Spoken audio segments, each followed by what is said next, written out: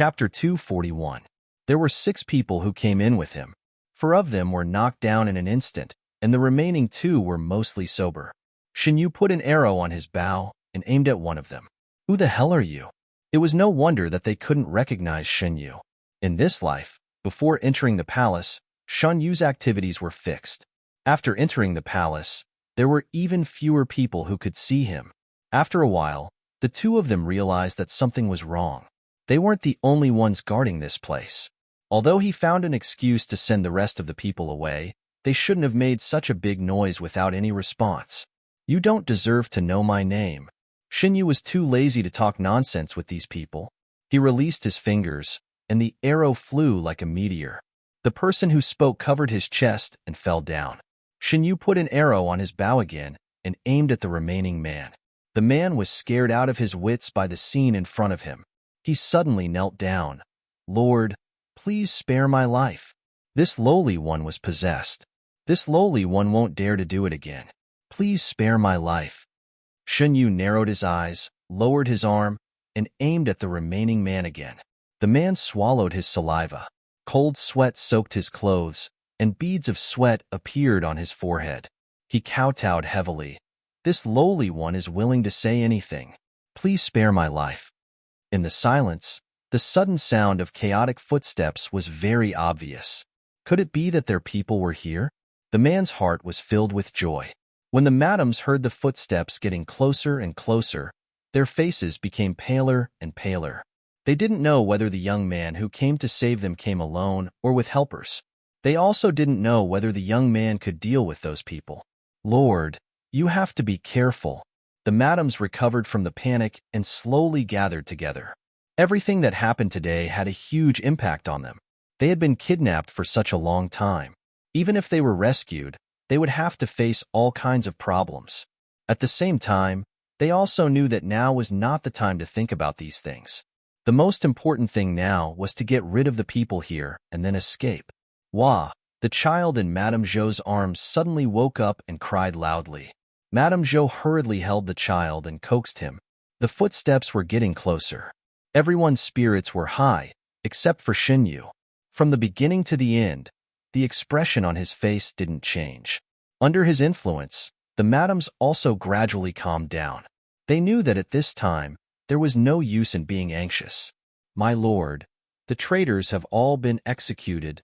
Amidst the silence, the sound of footsteps approached. It was a group of burly soldiers in armor. The leader of the group knelt down respectfully in front of the young man. The madams covered their mouths and wept with joy. At this moment, they clearly realized that they had been saved. The man kneeling on the ground had completely sobered up from his drunkenness. He looked at the scene in front of him in disbelief. He thought that the people who came would be on his side. Who would have thought that they were people who followed the young man's orders? When did such a person appear in the capital? Why didn't he have any recollection of it? "I'll take you to a safe place." Shinyu put away his bow and said to the madams who were huddled together. The soldiers entered in an orderly manner and dragged away the people who were shot by Shinyu. The only ones who were not injured saw that the situation was over and were taken away without any resistance. Surrounded by soldiers, the ladies walked out of the nightmarish room. Outside the room, the moonlight was bright. The moonlight sprinkled down and coated the world with a layer of cold brilliance. Outside the room, it was quiet. The smell of blood lingered. It was not difficult to guess what kind of fight had happened not long ago. Along the way, they did not encounter any obstacles. This courtyard was on the edge of the capital. It was not very eye-catching. After going out, they did not enter the capital. Instead, they took another road. There are changes in the capital. First, I will put you in another courtyard. Rest assured, there are guards here. There will be no problem. Shinyu took these women to another courtyard in the suburbs of the capital. Few people knew about this place, so it would not be affected by the turmoil in the capital. When the matter was over, he would send them back. As for those men who tried to offend them, Shinyu would ensure that they would never tell this secret. "Madams, please have a good rest. It will be over soon. Today's matter will not be known by anyone."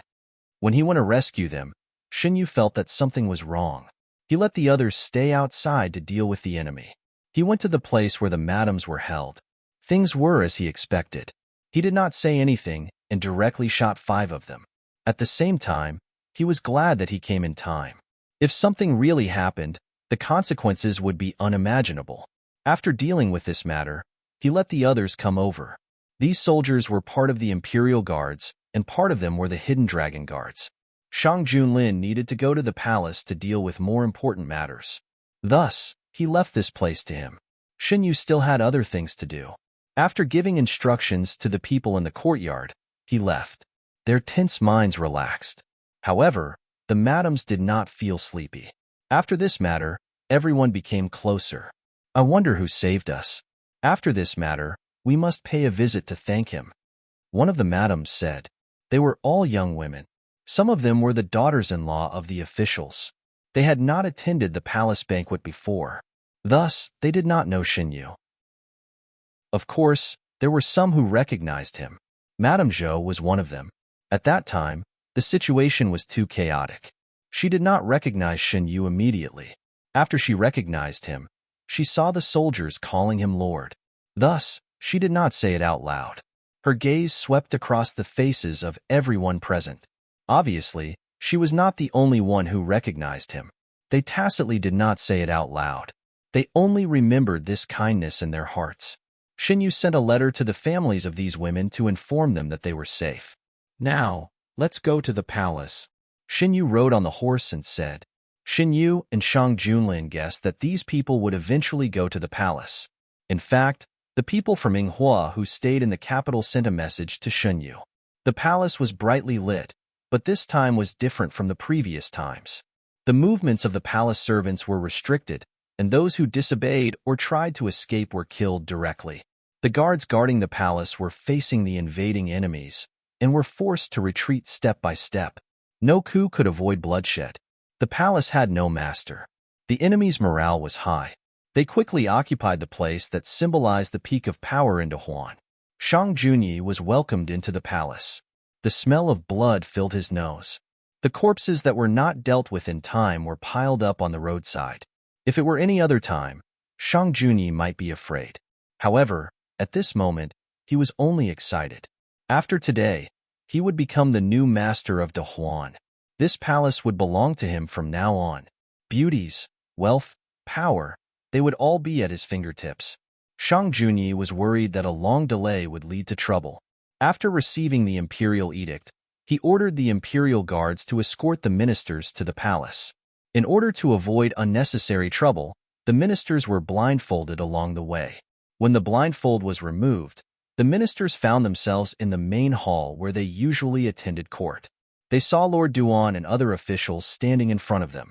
They saw the 17th prince standing beside Lord Duan. They also saw someone who should not be here, His Highness King. The hearts of the ministers sank. Is the 17th prince determined to rebel? Lord Zhou sneered. Don't say it so harshly. Shang Junyi raised his hand. Why don't you take a look at what this is? A young eunuch came forward with a brocade box. Under Shang Junyi's command, he opened the box and took out the imperial edict. Read. The young eunuch read the contents of the edict loudly. An imperial edict to pass on the throne? What did you do to His Majesty? You bastard! Hand over His Majesty. No one thought that the imperial edict was left behind by the previous emperor. Their first reaction was that His Majesty had fallen into the hands of these people and was forced to write an imperial edict. This is not left behind by Shang Junlin. This is an imperial edict left behind by my father. Even Shang Junlin has to listen to my father's orders, right? Shang Junyi looked at the ministers below him. He could not hide his excitement. He also did not expect such an imperial edict to exist. Lord Duan told him that this imperial edict had been kept by King until today. Previously, Shang Junlin was too powerful for them to do anything. Now was the best opportunity. What opportunity? Of course, it was the opportunity to take back what was rightfully his. Shang Junyi, who was overwhelmed with joy, did not think too deeply about the details. He did not care about these things. No matter what kind of conspiracy there was, once he ascended the throne, he could promote his own people and develop his own power, just like Shang Junlin.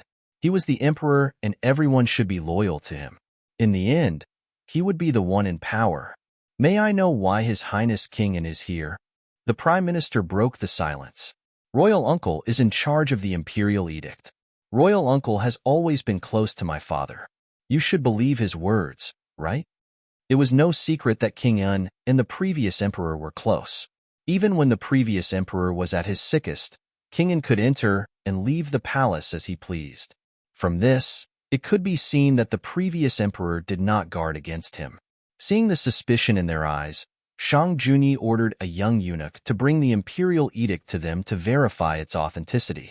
The ministers touched the edict and put down their hands. Their eyes were filled with complex emotions. The imperial edict is real. Other than the imperial jade seal, there was also the previous emperor's personal seal on the imperial edict. These two things could not be faked.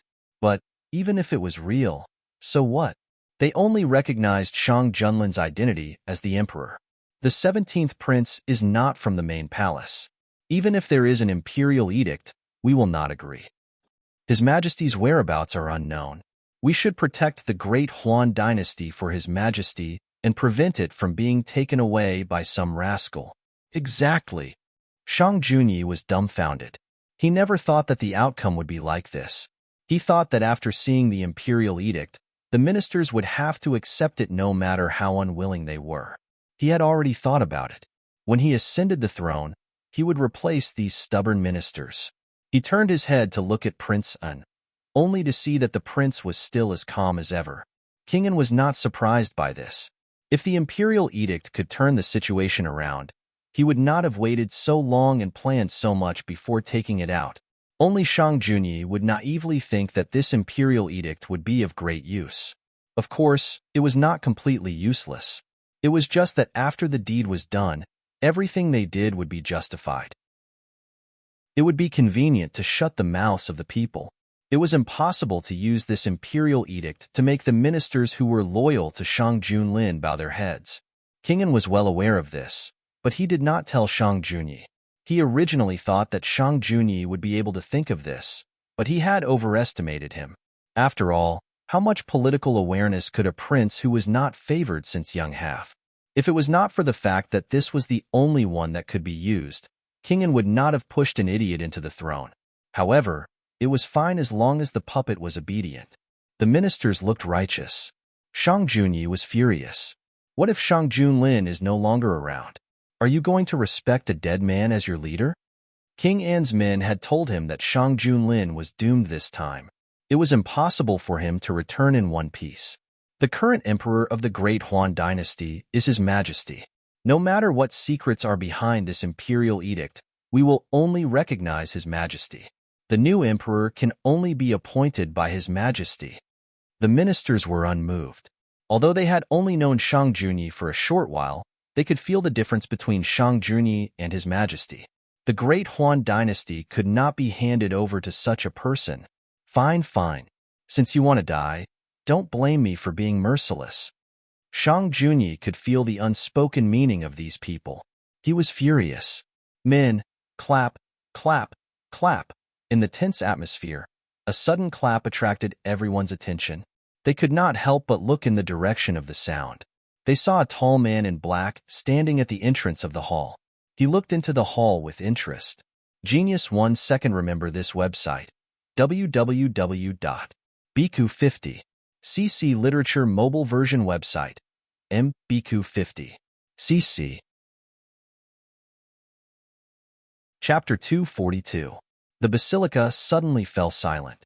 Shang Junyi, who was still talking tough, felt as if someone was strangling him. The rest of his words were stuck in his throat, and he could not spit them out. Didn't they say that Shang Junlin was trapped in the imperial residence and had fallen into their hands? Why did he appear here? Didn't they say that the capital city was already under their control? Why was there no news of his appearance? Questions circled in Shang Junyi's mind. He opened his mouth but found that he did not know where to start. Shang Junlin walked step by step. The doors were wide open, but there was no movement outside. Logically speaking, this should not be the case. Their people had already taken control of the imperial residence. Otherwise, they would not have brought the officials here. The imperial residence was without a ruler, and this was the best time to act. They only needed to wait a little longer until dawn, and this matter would be settled. Why? Why now? Shang Junlin appeared? The officials standing behind Shang Junyi changed their expressions several times. After experiencing so many things, their fear of Shang Junlin was engraved in their bones. Now that they saw Shang Junlin, their first reaction was fear. Why did Shang Junlin appear here unscathed? King An looked at the man in black walking step by step. His face darkened. The people he sent to the imperial residence had clearly told him that Shang Junlin was already under their control. Why did this person suddenly appear in the imperial residence? Compared to them, the officials standing beside the prime minister were overjoyed. They were originally promoted by Shang Junlin over the years. Their glory and loss were all related to him. They recognized Shang Junlin as the emperor and recognized his way of doing things. Choices were always two-way. Shang Junlin chose them, and they chose him. As mentioned before, compared to Shang Junlin, Shang Junyi was nothing. Now that Shang Junlin had appeared unscathed, the stone in their hearts had also fallen to the ground. Sometimes it was really strange. Before they saw Shang Junlin, they were prepared to sacrifice their lives at any time. When they saw him, they felt that the situation could be easily reversed. As long as Shang Junlin was here, any problem could be easily solved. Even if the current situation was very unfavorable to them, as long as Shang Junlin appeared, they could easily solve the problem. Your Majesty! A minister could not help but call out. This sound seemed to have pressed a switch, and the silent hall came back to life. Everyone seems to be very surprised to see me in the imperial palace. Shang Junlin deliberately emphasized the word imperial palace. The faces of Shang Junyi and the others turned ugly. How could they not be surprised that someone who absolutely shouldn't be here was here? More than surprise, there was panic. Shang Junlin's attitude was too calm. He was strolling leisurely, as if he couldn't feel the threat around him at all. It was as if he was still the high and mighty ruler, and everyone should bow down to him. The imperial guards in the main hall were intimidated by his aura. They held their swords and did not dare to step forward. Shang Junlin was only one person, but he had the aura of a magnificent army. No one dared to underestimate this emperor who had killed his way out of a mountain of corpses. The clothes on Shang Junyi's back were soaked in cold sweat. Even though he told himself over and over in his heart that even if Shang Junlin appeared, he wouldn't be able to change anything, he still couldn't suppress the fear rising from the bottom of his heart. Why are you here? Shang Junyi's brows were tightly knitted. This question is more appropriate for me to ask. Why are you in the imperial palace? This is not the time for you to appear in the capital, right?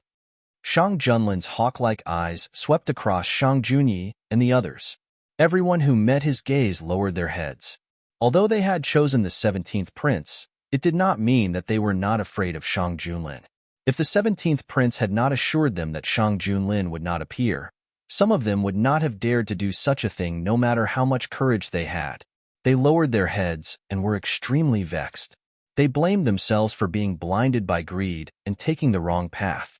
Now that Shang Junlin had returned, it would be fine if they succeeded. But if they failed, they did not dare to think about what awaited them.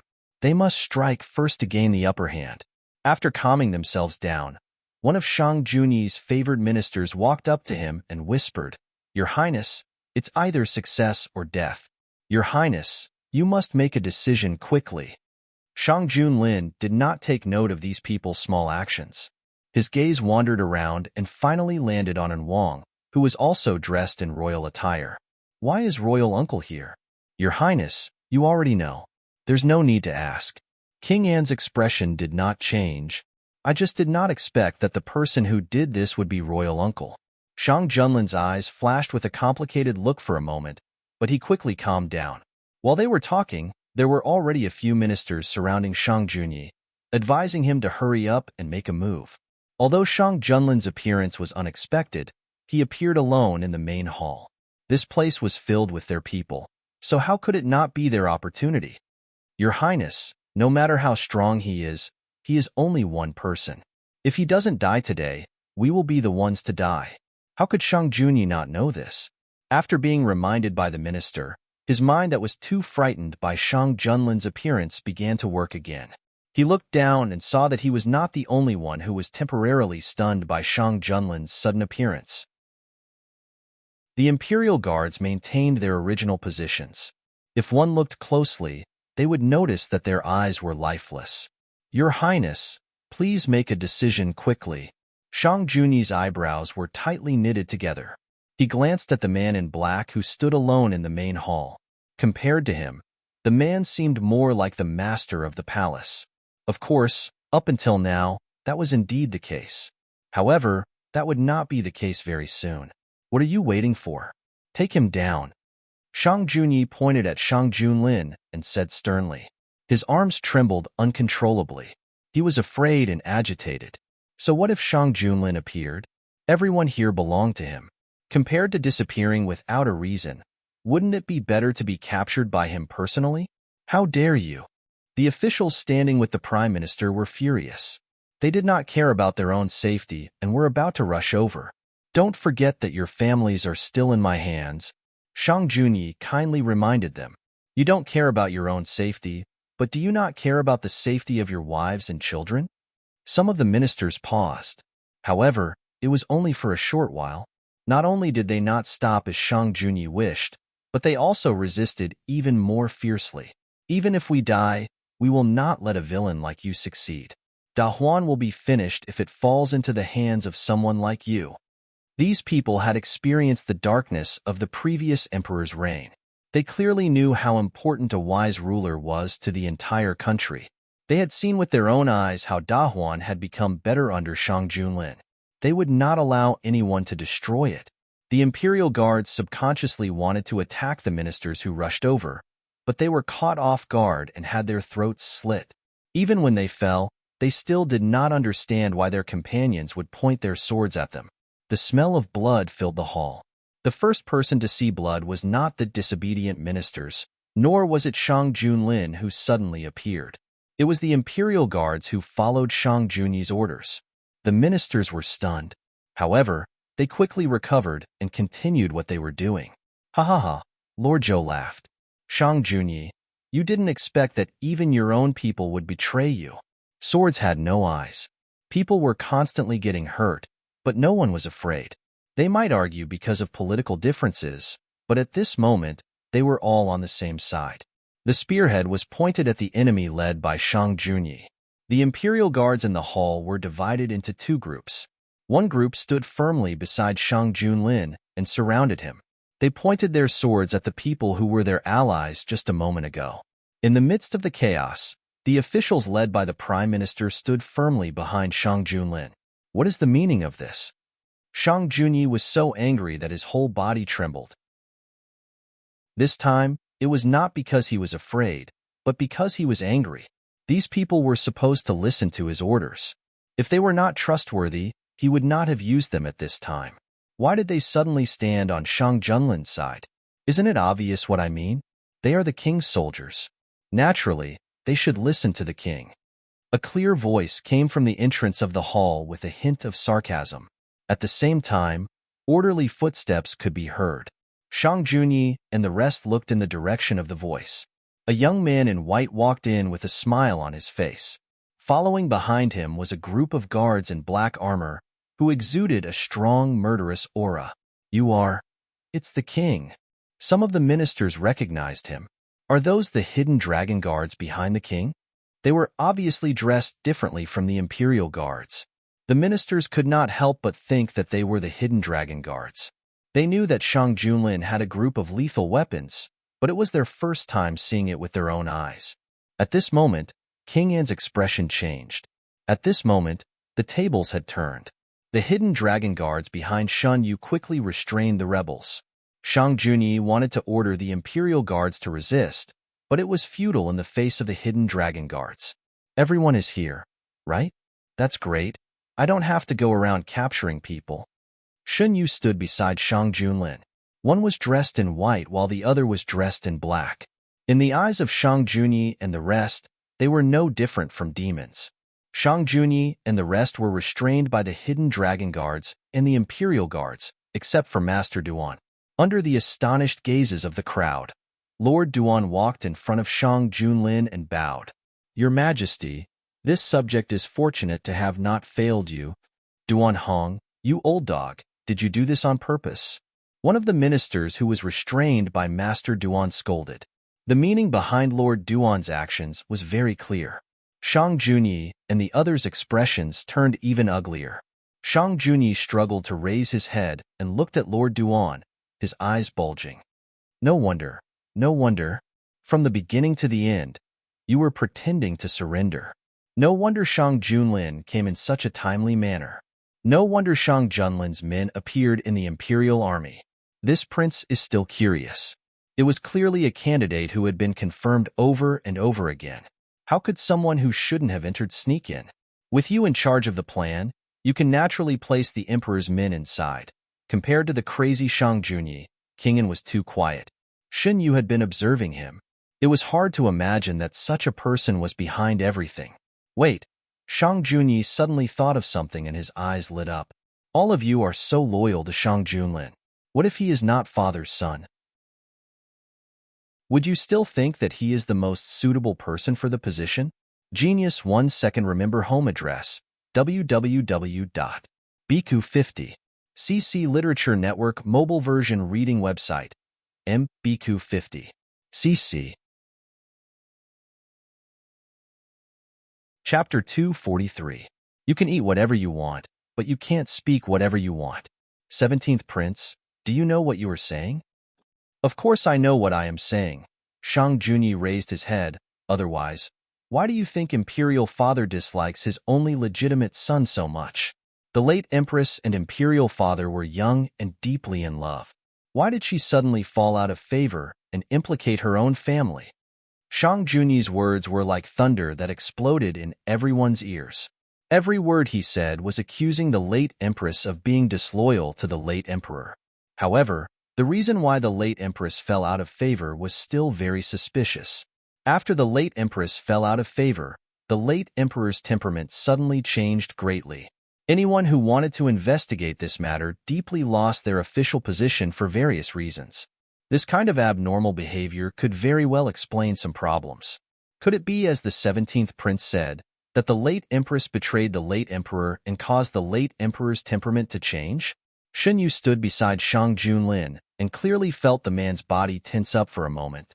The hand that was hanging by his side moved to the side and held the hand that was about to clench into a fist.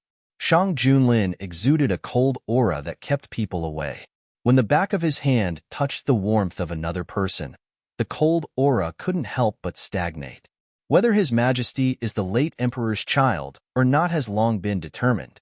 This is not a reason you can use to attack His Majesty and the late Empress. Do you know what kind of crime it is to slander His Majesty and confuse the imperial bloodline? Shen Yu's words pulled everyone's thoughts back. Yes, there was a result when the blood of the late Emperor was tested. His Majesty was indeed the late Emperor's child. They were almost led into the gutter by Shang Junyi's words. That's right. At that time, there were members of the imperial family who came forward. There is no problem with His Majesty's blood. Is the 17th Prince out of his mind? Do you really think that one sentence can change anything? An old official who stood beside Shang Junlin stood out. How is that possible? Seeing that his words did not have the desired effect, Shang Junyi frantically tried to break free. The guard holding him down did not expect him to suddenly explode with so much strength and was caught off guard for a moment, allowing him to break free. Uncle, isn't this what your people told me? Say that he's not Imperial Father's biological son. I'm the one who's most qualified to sit on that throne. Quickly tell them. Tell them that my words are true. That's right. I did tell you that the late Emperor thought that His Majesty wasn't his biological child, but I didn't say that His Majesty really wasn't the late Emperor's biological child. This sentence was a bit roundabout, but the meaning was very clear. The former emperor's cold treatment of the former empress and his dislike of Shang Junlin were all because he felt that the former empress had betrayed him. The legitimate son that he had loved for many years was not his own. The more he loved her back then, the more hatred he felt after coming to this realization. But why would the previous emperor feel this way out of nowhere? At this moment, The scribe reacted to the situation and quickly grabbed Shang Junyi, who had rushed in front of Prince An. However, the impact of his actions did not disappear immediately. Everyone's gaze involuntarily fell on Prince An, who was also restrained. What kind of role did Prince An play in this matter? From what the 17th prince said, it was Prince An who told him about this. Why did he do this? Also, the imperial decree from before seemed to have been taken out by Prince An. Why would Prince An have such an imperial decree? Where did he get it from? Also, what role did Prince An play in the matter of the former empress? Even though he was in the center of everyone's attention, Prince An's expression did not change. He even smiled strangely. Do you think that it's over now? You're already a prisoner. What else can you do? The Minister of Revenue did not have a good impression of Prince An, who liked to cause trouble. Just look at how much money he had wasted from the national treasury. Master Duan has always been His Majesty's man. I did not expect this. However, I did not tell Master Duan everything about my plan. Master Duan can change the people in the Imperial Guards. What about the people outside the capital city? When the sun rises, regardless of whether my plan succeeds or not, they will still attack the capital city. Even if His Majesty has the Imperial Guards and the Hidden Dragon Guards, what can they do in the face of an army of 300,000 soldiers? The faces of the officials changed. The capital city did not have so many guards. If what Prince An said was true, and there were 300,000 soldiers waiting outside the capital city, it was definitely not good news for them. Now that you're in our hands, won't those people hesitate to attack? The Prime Minister asked. I won't allow it. Their enemy is the Imperial Court. Even I can't stop them. Prince An smiled. If your plan succeeds, these people will still attack the capital city? Shun Yu frowned. That's right. Prince An replied. It was obvious that Prince An did not care about his own life. His goal was not just to seize the throne, but to destroy the Imperial Court. This answer not only shocked the officials on Shang Junlin's side, but also the officials who supported Shang Junyi. Prince An's words revealed too much information. These officials did not dare to imagine what would happen if the capital city was attacked while they were celebrating their success. What are you trying to do? This time, the one who asked was one of the officials who supported Shang Junyi. Prince An felt the anger of the officials who surrendered and comforted them. Don't worry. If we win, the 300,000 soldiers will not do anything they shouldn't do. Otherwise, he did not say what would happen, but everyone knew what he meant. It was almost dawn. It was getting closer and closer to the time Prince An mentioned. Silence spread. Even though they did not sleep for the entire night, no one felt sleepy. Too many things happened today. They thought that Shang Junlin's timely appearance would have solved the problem. They did not expect Prince An to have such a backup plan. Some of the soldiers in the capital city were sent out to search for the missing emperor.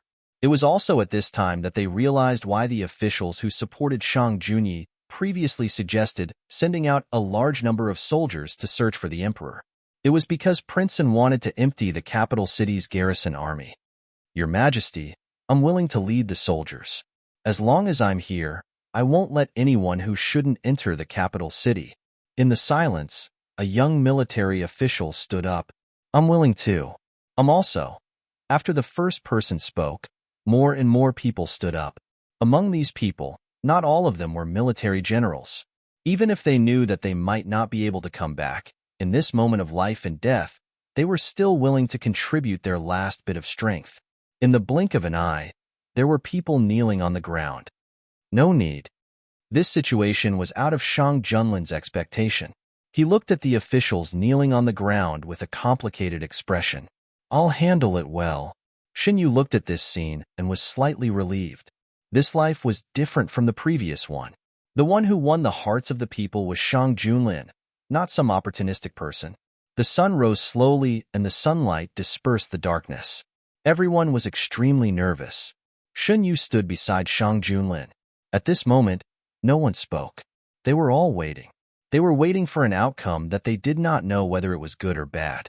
Every moment of waiting was torture. Whether it was for the officials who stood on Shang Junlin's side or for Shang Junyi and the others, it was the same. After some time, they heard the sound of footsteps. It was neat and orderly. There was no sense of chaos. The footsteps became clearer and clearer. Their hearts were almost in their throats. The Imperial Guards and Hidden Dragon Guards surrounded Shang Junlin, Shun Yu, and the other officials in the middle. They were ready to fight. The door of the basilica was not closed. Everyone's attention was focused on the door. As the footsteps got closer, they saw a figure in armor. It was getting closer. The figure of the leader became clearer. It was Gu Huai, General Gu. Gu Huai walked in front of Shang Junlin and knelt down respectfully. "Your Majesty, please forgive me for being late." The Imperial Guard leader who came in late also knelt down. "Your Majesty, the traitors have been executed." The officials heaved a sigh of relief. Their hearts that were in their throats were now at ease. The dust had settled. Kingen did not see the people he arranged for. What he received was news that his plan had completely failed. Since the people who came were Shang Junlin's people, it meant that his people had been taken care of. He had underestimated his nephew. It seemed that he had planned everything perfectly, but in reality, his opponent had seen through every step. "Take the people away," Shang Junlin ordered. The Imperial Guards dragged the people away. What is going on?" An old official was confused by the series of twists and turns. He could not help but ask. "I sensed Prince Anne's movements, so I played along and arranged a show to frighten my beloved subjects. Your Majesty is fine. The traitor's plan did not succeed. This is the best outcome." "Prime Minister, you're right." The crisis was resolved. The atmosphere in the basilica was relaxed. At this moment, the officials' natural fear of Shang Junlin was reduced. What rose in their hearts was deep respect. As officials, they did not live in vain to have such a king. It was De Huan's fortune to have such a king. Xinyu ordered the imperial kitchen to prepare food and comfort the frightened officials. After a good rest, there were still many things for them to deal with. "Your Majesty, the wives and children of my colleagues are still in the hands of the traitors. I wonder if—" "Don't worry, Lord Zhou. They have been arranged to a safe place. When you return, you will definitely see the people you want to see." Shun Yu interrupted Lord Zhou. "Before you entered the palace, you have already sent your families to a safe place." Lord Zhou was silent for a while. He then cupped his hands and said, "Thank you, Lord Zhou. Lord Zhou is working for De Huan and His Majesty. Your family should not be treated unfairly." After a sleepless night, Shun Yu went to the side hall to take a nap.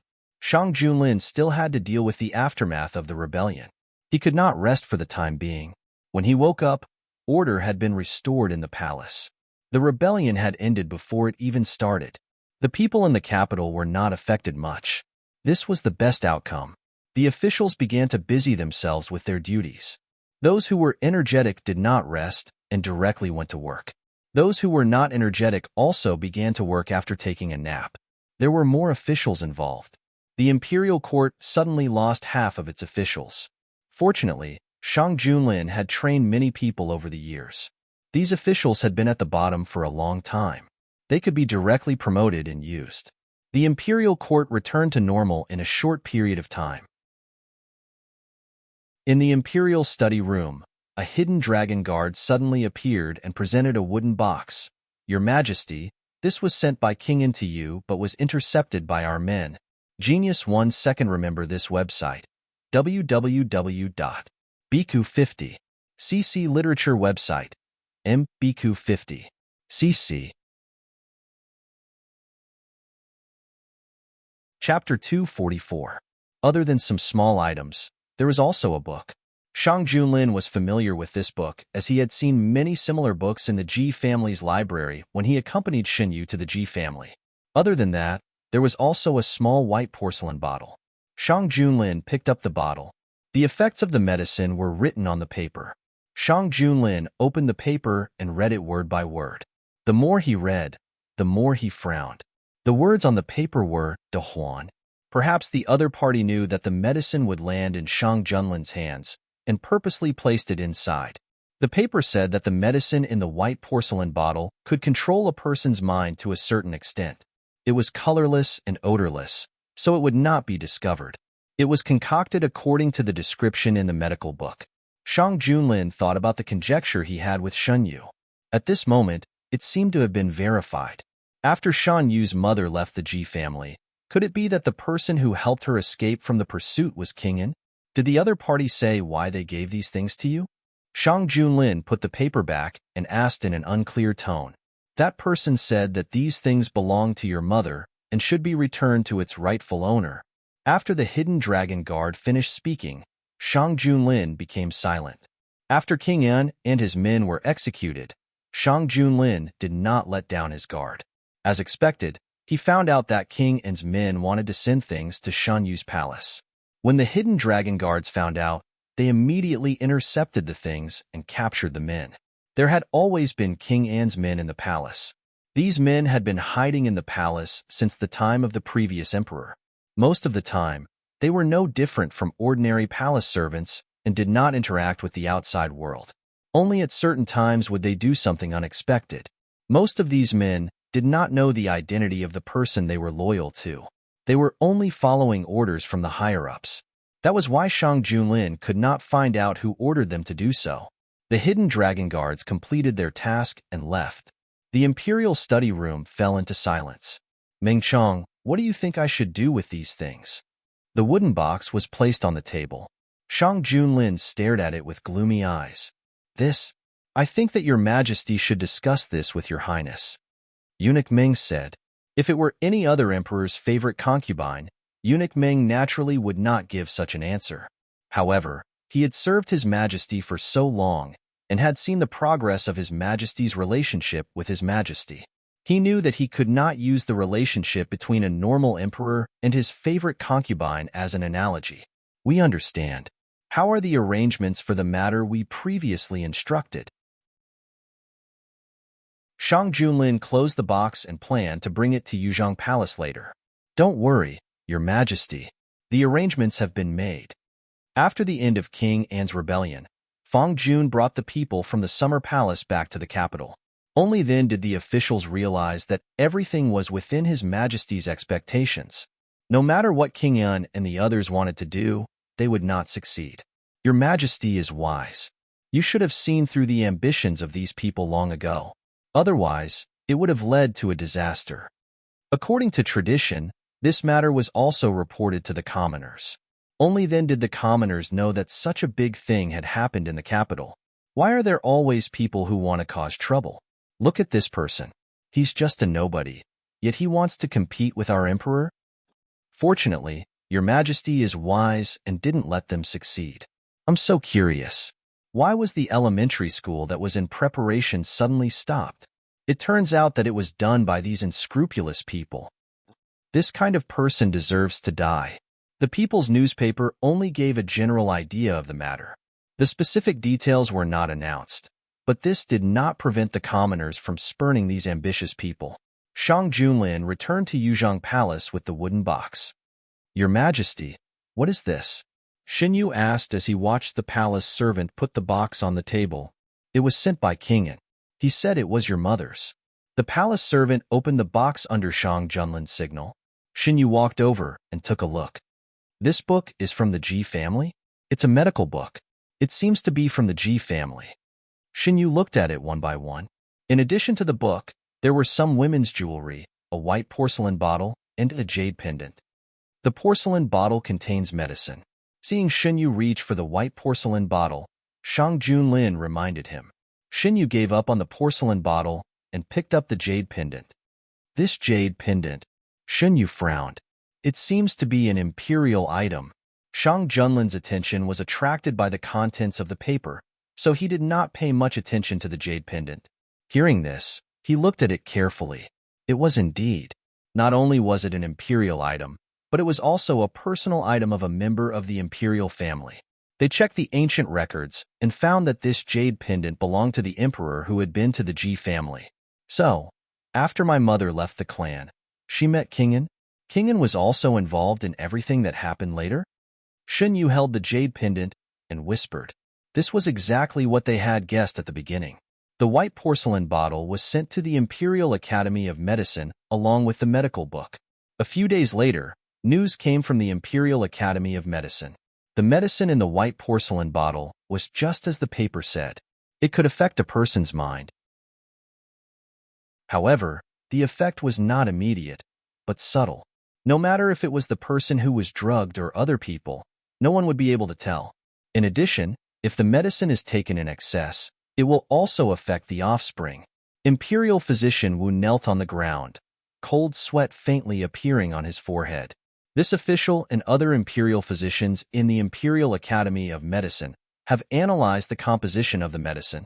A part of it overlaps with Fei Ming. Imperial Physician Wu, if I remember correctly, you were in the Imperial Academy of Medicine during the time of the previous emperor, right? Shang Junlin's eyes drooped, the expression on his face unfathomable. Yes. Did you come in contact with the previous emperor at that time? Do you think it is possible that he was affected by this medicine?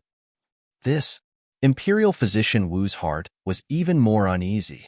This official does not dare to speak nonsense. His uneasiness did not come from the fact that the emperor was sitting firmly on the throne, but from the fact that there might be a secret hidden behind these few words. Even if it was absurd, he was still the previous emperor of Dahuan, who would have the courage and ability to harm the person on the throne. How many secrets were hidden in the past that was covered in dust in the long river of time? Imperial Physician Wu did not dare to think too deeply. Fortunately, Shang Junlin did not delve into this topic and asked about the medical book.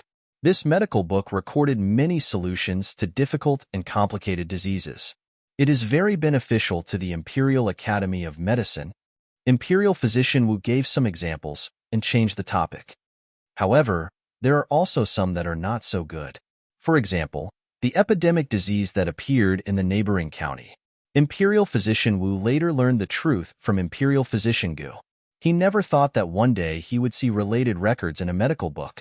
Shang Junlin told Shen Yu what Imperial Physician Wu said.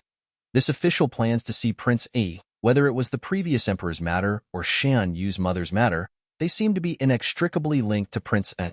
On a cool afternoon, Shen Yu and Shang Junlin went to the place where Prince N was locked up. Prince N and his group of people had been convicted. When the time was up, they would be executed according to the law. The judgment of the poor and aristocratic families who were implicated had also been announced. It would not be long before the execution.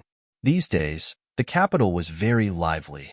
Today, this house was raided, and tomorrow, that house was raided. Because these people's crimes were unforgivable, no one sympathized with them. Regarding the punishment given by the imperial court, the people only felt happy. Not to mention those who used their power to commit crimes. Just the crime of rebellion was enough for them to be executed 10,000 times. Princeton was locked up in the innermost place and was heavily guarded. This time, they did not go to the place where Princeton was locked up. Instead, they let the jailer bring Princeton out. Princeton seemed to have expected their arrival. He glanced at the two people who were sitting together in an intimate posture, and a trace of disappointment appeared on his face.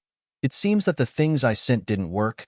Why did you think that you could use those things to sow discord between His Majesty and me? Shen Yu wanted to fish for information from Prince, and Shang Junlin sat beside him, one hand on his shoulder, carelessly twirling his hair that fell on his shoulder. As a monarch, you should be suspicious. Shang Junlin, you really made me think highly of you. You are not like your father at all. Princeton looked at the two of them and suddenly laughed. A period of prison life did not seem to have any effect on him. He even had the leisure to joke around. If Shinyu did not know that he was tortured in prison, he would think that he was not in prison, but was treated with good food and drinks for a period of time. This official is really curious. How does it feel to know that your father's hatred for you is related to the mother of the person you love the most? Prince An's smile was full of malice. How can this official feel? It's just a grudge between the predecessors. What does it have to do with you? Shang Junlin looked at Princeton indifferently. What does the late emperor have to do with me? When he did those things, there was no longer any father-son relationship between us. It was a fool's dream to think that he would be estranged from Shinyu because of the late emperor. No matter why the late emperor did those things, the damage had already been done. He would never forgive him. The smile on Prince An's face froze. Shinyu thought of the wooden box. The wooden box was supposed to be in his hands, but it was taken away by the hidden dragon guards. It passed through Shang Junlin's hands before it was returned to him. Why did you give those things to me? Shinyu asked. Those things belong to your mother. Naturally, they should be given to you. You should decide how to deal with them. It's also up to you whether you want to tell the person beside you. It's written clearly on the paper. With your intelligence, it shouldn't be difficult for you to understand the meaning of the things in the box. Now it seems that the things were in his hands first. As expected of the emperor, he didn't let go of any clues. Xinyu, have you thought about what you would do if he were to vent his anger on you because of this box? Prince An's words seemed to be for Xinyu's sake. If the box was in Xinyu's hands, Xinyu could very well not give it to Shang Junlin for his own sake. This way, the secret would remain a secret forever. Other than Xinyu, no one else would know about it. However, would Prince An really be so kind?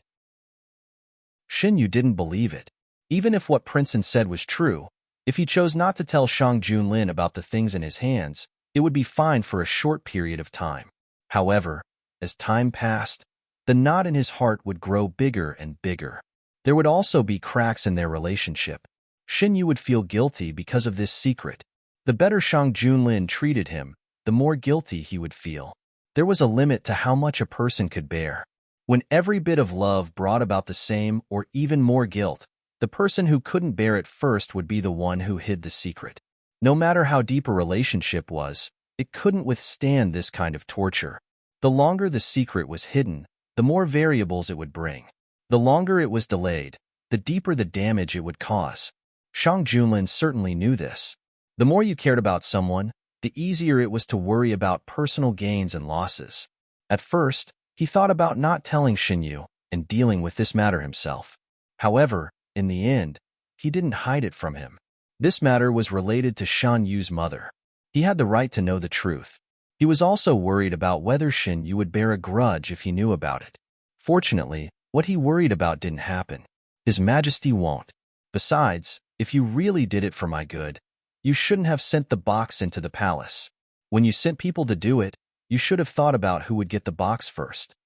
Xinyu sneered. Didn't you do it to let His Majesty get the box first? Xinyu stood up and took 2 steps forward. You want His Majesty to feel that he was betrayed by the person he loves the most. You don't care about what will happen to me. Your purpose is just to make His Majesty suffer. Am I right? You have a sharp tongue. Prince An didn't refute. This meant that he agreed with Shan Yu's words. Your behavior has always been contradictory. Otherwise, His Majesty and I would have guessed that you were the one who did these things. What do you want to do? Genius 1 second. Remember this website, www.bq50. CC Literature Mobile Version Reading URL, mbq50. CC. Chapter 245. If you really want the throne, you don't have to go through so much trouble, Xinyu continued. Who said that I want the throne? Prince An scoffed. I'm not interested in the throne. I can see that. Xinyu nodded. If Prince An was really interested in the throne, he wouldn't have pushed the 17th prince to the throne. Aren't you curious about why I did this? Now that I've lost, there's no harm in telling you. I don't want the great Huan dynasty to be peaceful. I want to destroy everything. Why did you help me? Shang Junlin walked behind Xinyu and looked down at him. Shang Junlin was talking about his ascension to the throne. At that time, other than Prince Li, Prince An was also on his side. Although Shang Junlin could have ascended the throne without their help, there would have been more twists and turns in the process. With these 2 people, the process was much easier. Because my good brother didn't want you to succeed the throne. Of course, I didn't want to satisfy him. He threw you in the palace and let you fend for yourself. He wanted to use the excuse of sending troops to get rid of you, but I didn't let him do as he wished. I wanted to see all the fruits of his labor being taken by the child he disliked the most. Moreover, the throne should have belonged to him. If it wasn't for me, Prince An paused and continued, I would have returned it to its rightful owner. The previous emperor didn't like His Majesty. Was it related to you? Xinyu caught the key point from Prince An's words. Yes, he was the most outstanding among my brother's children. I only wanted to see him suffer. How could I tolerate their father-son relationship? Prince An closed his eyes. It was as if he could still see the previous emperor, the previous empress, and little Shang Junlin's happy family. He joined in with a smile on his face, but his heart was entangled by a poisonous snake. The scene in front of him was so glaring. He should be the one enjoying all of this. My men found a secret room in your imperial residence. It was filled with portraits of the same woman. The person in the portrait was none other than my imperial mother. Shouldn't An Wang explain why you hid those portraits? When the hidden dragon guards found the secret room, they did not dare to delay and immediately informed Shang Junlin. Shang Junlin was not interested in the woman in the painting. He did not expect that the woman in the painting was his mother. The memories of his childhood had been suppressed at the bottom of his heart. The moment he saw the portrait, he couldn't help but think of his mother who had hugged him and whispered softly when he was young. The memories faded, and the portrait was dyed with color again. Shang Junlin did not tell anyone about this matter, including Shen Yu. The news was suppressed, and those who knew about it were also silenced. At that moment, Shang Junlin's heart was in a mess. He seemed to have found the reason behind Prince An's actions, but he would rather not have found it. Shang Junlin was not an indecisive person. He directly asked Prince An in front of him. Whether it was true or not, Prince An would be able to give a direct answer. When he heard Shang Junlin's words, Prince An was stunned. He sighed and said, "So, you found out. You did all this because of my imperial mother?" Shang Junlin suddenly felt the pressure around him drop. Shen Yu moved his fingers and grabbed the man's hand in his sleeve to comfort him. He did not expect to suddenly hear such news. During this period of time, because of Prince An's matter and the fact that he had left the capital for a few months, the imperial court was very busy. Shang Junlin spent most of his time in the imperial study room dealing with political affairs. Most of the time, when he returned to Yuzhong Palace, Shen Yu had already gone to bed. When he woke up in the morning, the man would have already gone to the imperial court. Other than them, there were only the hidden dragon guards brought by Shang Junlin. There was no need to worry about the news being leaked. This was also the reason why Shang Junlin directly asked. Prince An did not answer this question. Instead, he said, "You should know that I and the late emperor are both legitimate children. However, I was born after the empress. The previous emperor was the legitimate son of the first wife, but his mother died early. His successor was the younger sister of the same mother. After entering the palace, she treated the previous emperor as her own. In order to take better care of her sister's child, she didn't care about her own child. This prince really doesn't understand why this prince, who is her biological son, has to endure and give in to the previous emperor. This prince has heard the most since I was young. That's your biological brother. You can't fight with him." In order to prevent me from threatening the late emperor's position, she even drugged me. That was the first time she personally made food for me. However, it was to drug me. How laughable. Since then, I hid all my brilliance and devoted myself to the mountains and rivers. I ran out of the imperial palace every day. I became the one who did not do proper work among all the princes. Imperial father knew everything and promised to compensate this prince. This prince doesn't care about his compensation, but he shouldn't have gone back on his word. What did he do? I traveled the mountains and rivers and met the young lady of the Zhong family who returned to the capital with her father. After returning to the capital, I asked father to marry the young lady of the Zhong family. Father agreed. However, after mother knew about it, she took a fancy to the Zhong family's background. She felt that the young lady of the Zhong family was more suitable to be the crown princess.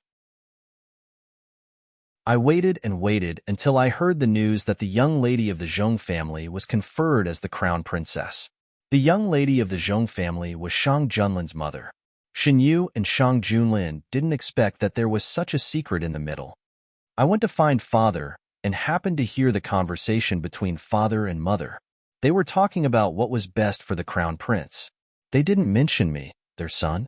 They said that since the crown prince was the elder brother, he should get married earlier than me. However, at that time, the crown prince already had a concubine with an extraordinary family background. I went to find the crown prince again. The crown prince said that he liked the young lady of the Zhong family very much and would treat her well in the future. According to what you said, the relationship between the late emperor and your mother should be very good. Why didn't your mother get the honor she deserved in the end? Shen Yu had some understanding of the imperial family. He clearly remembered that the late emperor sent the Empress Dowager to the imperial ancestral temple less than a year after he ascended the throne. Because he felt that his mother's death was related to her. It was easy to arouse the suspicion of an emperor.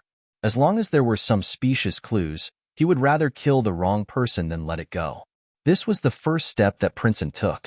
He completely denied the kindness of others to the late emperor. He wanted the late emperor to feel that everyone who got close to him had ulterior motives. His suspicion would not only hurt himself, but also hurt those who really loved him. Didn't they say that people who sat on the throne would eventually become lonely?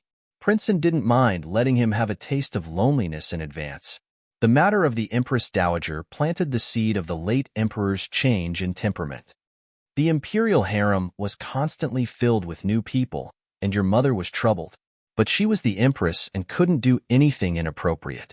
I told her early on that the emperor's heart was fickle, but she didn't believe me. So I did a little experiment. Your father didn't let me down. Just based on some groundless rumors, he sentenced your mother to death in his heart. They all knew what happened after that. The late empress was neglected and suppressed by other favored concubines. In the face of the late emperor's distrust, she chose to die to show her sincerity. The Zhong family was also punished because of the late emperor's unpredictable mood. As the late empress's son, Shang Junlin was suspected by his father to not be his own child. He was neglected and exiled. As for why the late emperor didn't investigate, Shen Yu could roughly guess the reason. Verifying the bloodline would cause a big commotion. The late emperor probably didn't want to publicize this matter. From the late empress's death until now, no one knew the specific reason for this. You also meddled in Prince Huayu's matter? Shen Yu thought of the people Princeton placed in the imperial palace. Many of these people had been there since the late emperor's reign. If Princeton had done so many things at that time, it wasn't surprising that there were so many of his people in the imperial palace.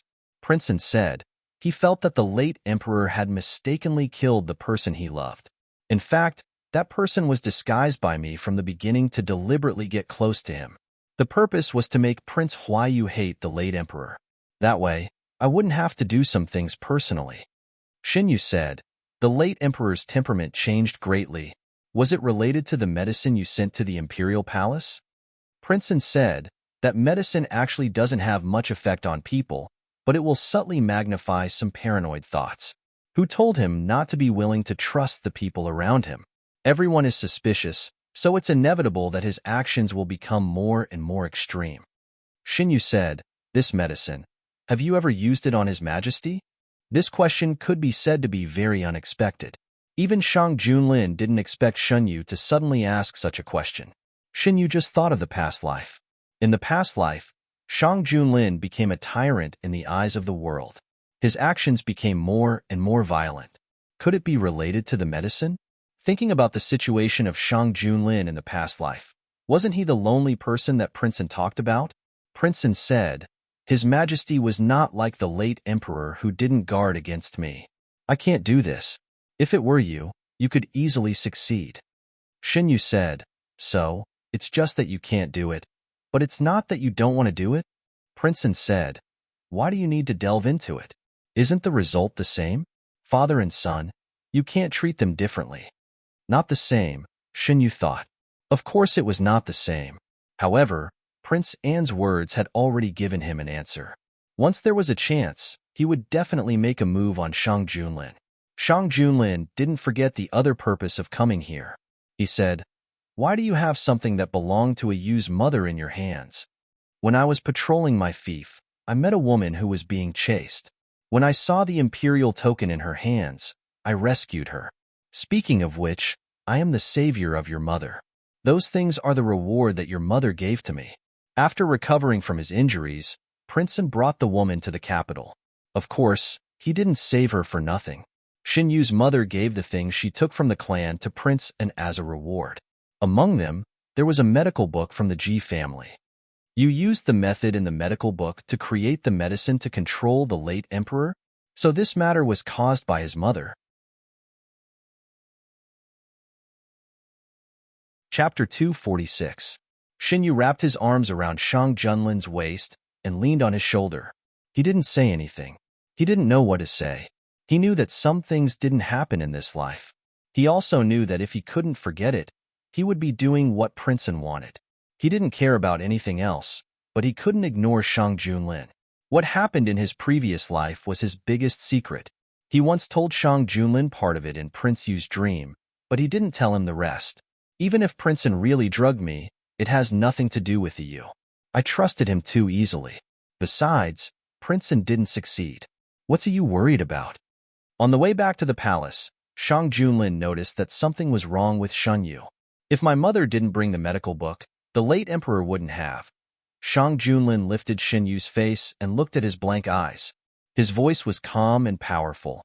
Whether there was the medical book or not, with Prince Anne's temper, he wouldn't have let the late emperor have an easy time. That's their grudge. It has nothing to do with the Yu's mother who brought the medical book. Shen Yu responded softly. Shang Junlin's fingers fell on Shen Yu's face and slowly rubbed it. His other hand went down and pulled Shen Yu into his arms. He kissed Shen Yu comfortingly. Shen Yu slowly closed his eyes. When Shen Yu woke up the next day, Shang Junlin had already gone to the imperial court. Mushi brought hot water and helped Shen Yu wash up. She came back to the capital with Feng Jun some time ago. Shen Yu and Shang Junlin didn't bring her along when they went to the Ji clan. During this period of time, many things happened in the imperial residence. She was worried about Shen Yu's situation. She only felt relieved when she saw that he was safe and sound. What happened in the imperial residence after His Majesty and I left? Shen Yu asked while tidying up his sleeves. The weather was getting colder. Shen Yu had already changed into thick clothes. After the warning and his body was removed, the insufficiency of his body, which was brought from his mother's womb, was no longer suppressed. He was more afraid of the cold than ordinary people. The first few days were the same as usual, but on the 10th day, some unfamiliar faces began to appear. Later on, the number of appearances became more and more frequent. A month later, a large number of unknown forces appeared near the palace. The palace did not have enough manpower, so they did not act rashly. A few days later, the palace was surrounded by these people. The people in the palace were on high alert. This servant thought that a fight would break out, but just as those people were about to make a move, a large number of troops came and restrained them. Shen Yu knew that the last ones to appear were Shang Junlin's men. Although Shang Junlin was in the Ji clan's territory, he had not cut off contact with the outside world. They had arranged this to lure the fish to take the bait. After controlling the forces that appeared near the imperial residence, they did not make it public. Instead, they continued to let those people write back to Princeton, saying that the plan was proceeding smoothly. After tidying himself up, Imperial Physician Gu also arrived. Shen Yu's body was recovering well. After checking his pulse, Imperial Physician Gu said, "This servant has already discussed with Imperial Physician Wu about the treatment method for you. In 7 days, we can start." Because he participated in the treatment, Imperial Physician Wu also came. After Imperial Physician Gu finished checking his pulse, he also checked Shen Yu's pulse. When Shang Junlin came back from the morning court, the 2 imperial physicians had not left yet. The 2 of them were talking to Shen Yu about some precautions during the treatment. They needed to make the final adjustments to the prescription according to Shen Yu's physical condition. After ensuring that there were no mistakes, they could give it to Shen Yu. Therefore, the more they knew about Shen Yu's physical condition, the better. Since the 2 imperial physicians were there, Shen Yu asked about the medical book and the medicine in the white porcelain bottle. "Can you really not find out anything about that medicine after taking it?" In response to your question, if we didn't know about it in advance, it would be difficult to find out from the pulse. But now that we know about its existence, we naturally have a way to find out. Imperial Physician Gu said, "As long as any medicine has been used, it will leave traces. For example, the epidemic disease that appeared in Lin County before.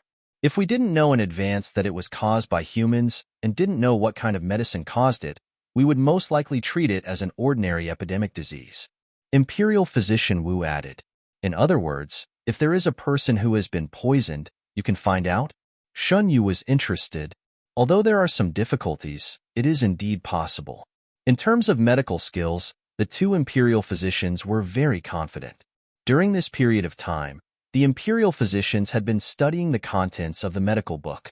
They had some understanding of the various medicines described in the book. They immediately talked about the medicine in the porcelain bottle.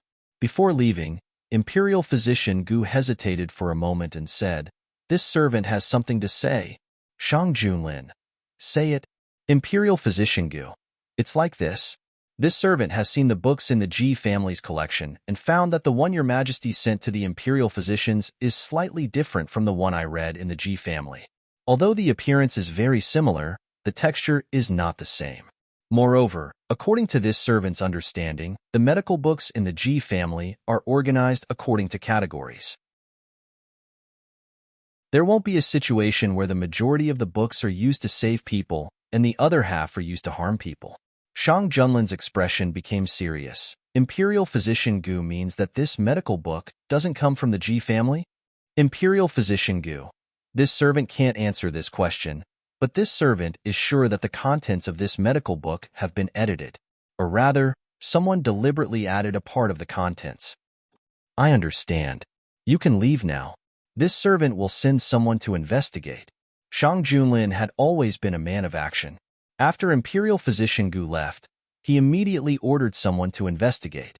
Although it had been a long time and it would be difficult to find anything, this matter must be investigated clearly. Shang Junlin knew that Xin Yu cared about the medical book. With Prince An's personality, it was not impossible for him to deliberately give such a book to sow discord between them. Even if Shang Junlin didn't mind, he didn't want Xin Yu to have a knot in his heart. Xin Yu also didn't expect that the medical book matter would have such a twist. However, after thinking about it carefully, he felt that it was not strange. Prince An's personality was one that didn't want anyone to have a good life. It was indeed possible for him to do such a thing. Xin Yu rubbed against Shang Junlin's chest. He hoped that this matter would come to light soon.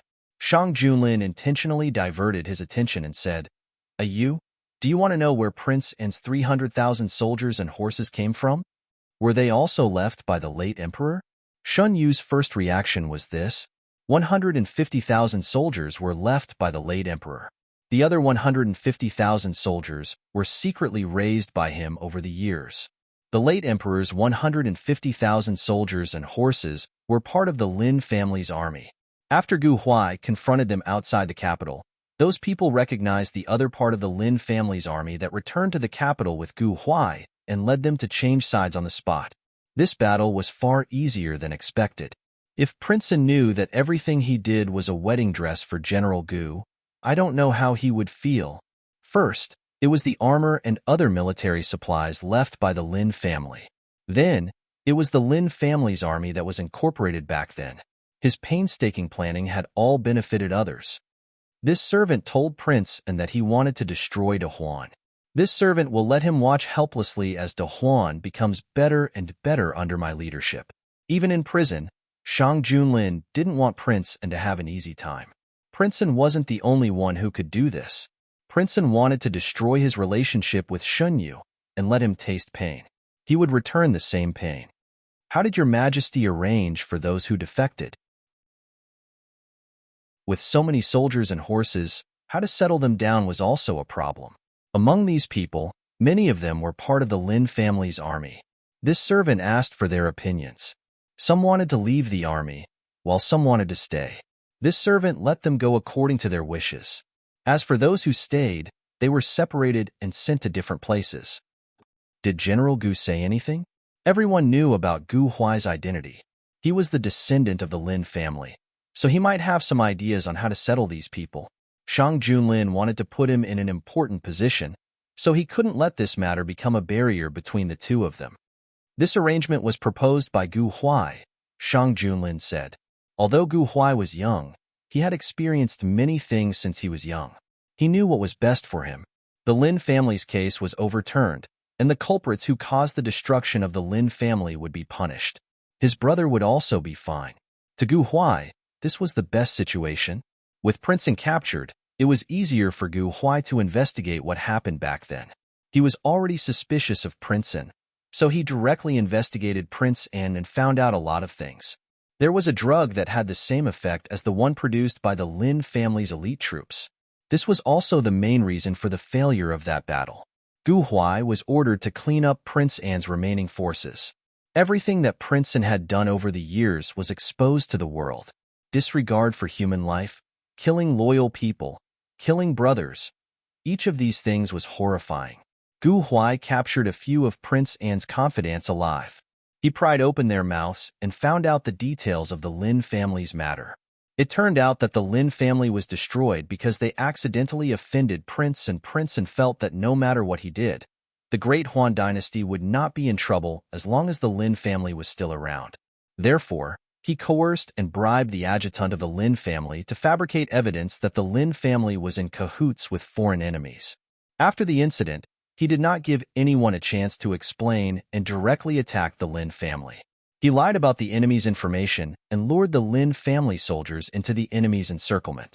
Dead men tell no tales, and the crime was confirmed. On the other hand, he sent assassins to infiltrate the Lin residence. After the deed was done, he burned the Lin residence to the ground. Gu Huai went to the palace that night to meet the emperor. Shang Junlin summoned him to the imperial study. Shen Yu also followed. The young general with a cold aura immediately knelt down and reported the results of the interrogation to the two of them. Other than the Lin family, there were a few other loyal officials who were wronged. Prince An was behind this. Other than that, there is also the matter of this year's epidemic. I have already sorted out the testimonies. Please have a look, Your Majesty. Eunuch Meng took it and presented it to Shang Junlin. The more he read, the lower the pressure around Shang Junlin became. There was also another matter that Shang Junlin ordered Gu Huai to focus on. It was related to the medical book. According to King An's confidant, the medicine recorded in the medical book was basically a life-saving medicine. After King An got his hands on it, he ordered his subordinates to research it and accidentally created another medicine. A few days ago, for some unknown reason, King An ordered his subordinates to copy the original medical book and create an exact copy. He also specifically instructed them to write in the prescription that they had researched themselves. After it was completed, he destroyed the original. The medical book that was sent to the imperial palace was the copy that Prince An ordered people to copy. I told you, Yu, don't think too much. Shen Yu also finished reading. He leaned on Shang Junlin's shoulder and said coldly, Prince An is really unscrupulous in order to disgust people. He was very good at controlling people's minds. He knew what to do and what to hurt people the most. He also hid it well.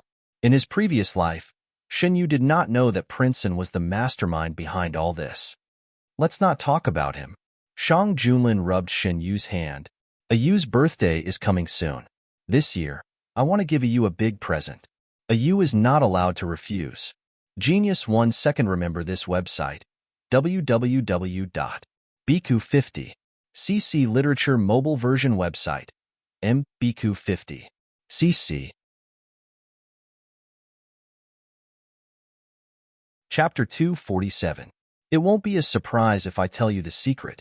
Yu just needs to remember not to reject it when the time comes. Shang Junlin kept him in suspense. Shen Yu turned around and straddled Shang Junlin. What does Your Majesty want to give me? Why are you being so mysterious? Shang Junlin took advantage of the situation and hugged Shen Yu's waist, pulled him towards himself, and kissed Yu's light-colored lips. Yu's birthday gift naturally deserves the best. Because of Shang Junlin's attitude, Shen Yu became curious about the birthday gift. Unfortunately, no matter how hard he pestered, Shang Junlin refused to tell him what it was. It was enough to keep him in suspense. Shen Yu began to look forward to the arrival of that day. Winter was approaching. The Shangyi Bureau entered the palace to take measurements for Shen Yu and Shang Junlin to make new winter clothes. Shen Yu was well nourished in the palace, and his body had gained some weight. This made Shang Junlin, who had been feeding him attentively, feel a sense of accomplishment. The treatment of his deficiency had also officially begun. It was a 3-in-1 method: medicinal bath, acupuncture, and medicine. Hearing that he was going to take a medicinal bath, Shang Junlin's first reaction was to take a medicinal bath like the one in the Ji family. He frowned. Must there be a medicinal bath? The medicinal bath is to make it easier to absorb the medicine. Some medicines are not suitable to be taken orally. The medicinal bath is more effective. Imperial physician Wu did not understand why Shang Junlin was so against it, so he explained. Shang Junlin looked at Imperial physician Gu. Will it be the same as the one in the Ji family? Your Majesty, don't worry. This medicinal bath will not cause any discomfort. It is different from the one in the G family. The ones that cause intense pain are rare. Imperial physician Gu, who had participated in the withdrawal incident, immediately knew the crux of the problem. When it was time for the medicinal bath, Shang Junlin insisted on watching from the side. Xinyu had no choice but to let him do it. As Imperial physician Gu said, the medicinal bath did not cause any discomfort to Xinyu. Instead, it made him sleepy. Shang Junlin finally felt relieved. Everything in the imperial court proceeded in an orderly manner.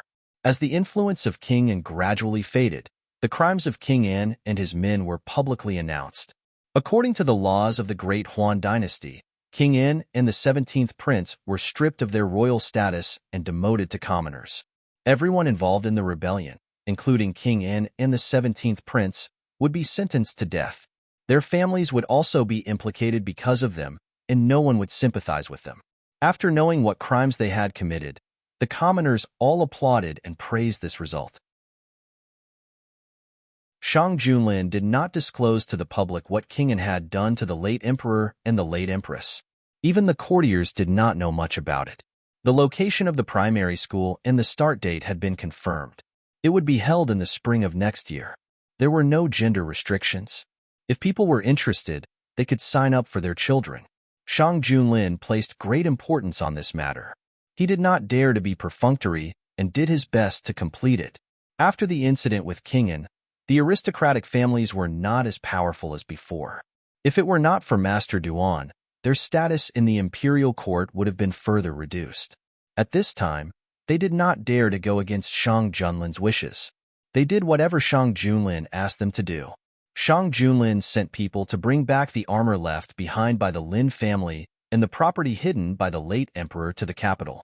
The Minister of Revenue led people to take inventory overnight and put them back into the national treasury. To the current Great Huan dynasty, this was an unexpected fortune. The national treasury was abundant and the military was strong. The Great Huan dynasty had become a giant that could not be provoked. On the other hand, the northern desert was deteriorating. The internal strife had greatly reduced their national strength. Zhang Huiqing became a guest of honor of a certain prince. Under his suggestion, the prince who was forced to retreat by his brothers and uncles sent a letter to the Great Huan dynasty asking for help. The Northern Desert Army, which had been preparing for a long time, stepped into the northern desert. This winter was destined to not be peaceful for people in some places. Xinyu noticed that the palace servants were busy in the imperial palace. He asked Shang Junlin about it, and was told that they were preparing for a banquet. You said last year that we would hold a big banquet this year. Xinyu remembered that there was indeed such a thing. Last year, Shang Junlin wanted to hold a big banquet, but was rejected by Xinyu. Many things had happened this year. A big banquet would be good for relaxing the tense mind. This year's state of mind was different from last year. If Shang Junlin wanted to hold a banquet, Xinyu would not reject it. However, he always felt that Shang Junlin wanted to do more than this. On this day, Xinyu was watering the flowers in the greenhouse. Mushi walked in quickly and approached Xinyu. She whispered, "Master, something happened in the imperial court today. It has something to do with you." "Oh." Xinyu put down the small kettle in his hand and picked up a clean handkerchief to wipe his hands. "Today, several ministers in the imperial court petitioned for your majesty to appoint an empress." Xinyu paused. "They haven't given up yet?" Xinyu's first reaction was that these ministers wanted Shang Junlin to marry a woman as his empress. It was not surprising that he thought so. After all, it was not the first time these ministers wrote a petition. I only heard it from the palace servants who were serving over there. I don't know what exactly was discussed in the imperial court. It is said that many ministers are involved this time.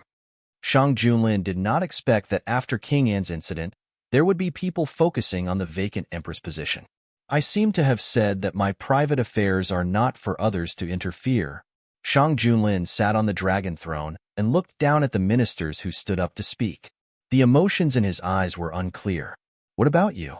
Do you also think that I should appoint an empress?" His cold gaze swept across the ministers one by one, bringing about an invisible pressure. A few more ministers knelt down, including the Minister of Revenue. Looking at the people kneeling below, Shang Junlin knocked on the armrest of the dragon throne. Eunuch Ming, who was standing behind him, trembled with fear. He thought to himself, "What's wrong with these ministers? Didn't your majesty repeatedly say that they are not allowed to interfere with the affairs of the imperial harem?"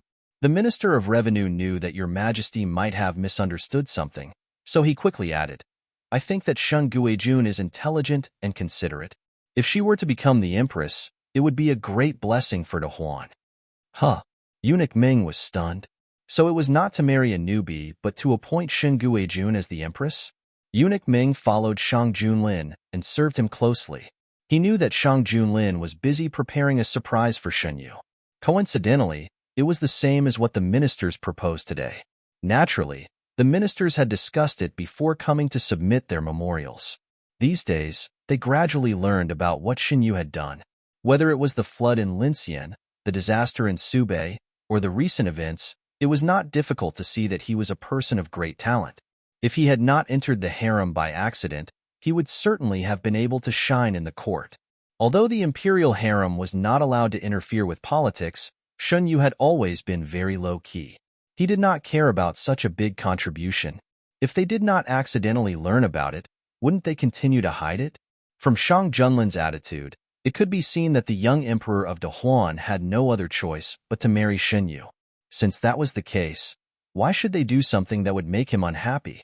The Minister of Rites revealed that the emperor had privately asked him about an auspicious day. They thought that since the emperor did not want to appoint anyone else as the empress, he would not refuse to appoint Shenyu as the empress. With Shun Guijuan's contributions and the changes he had brought to Dahuan, it was more than enough to appoint him as the empress.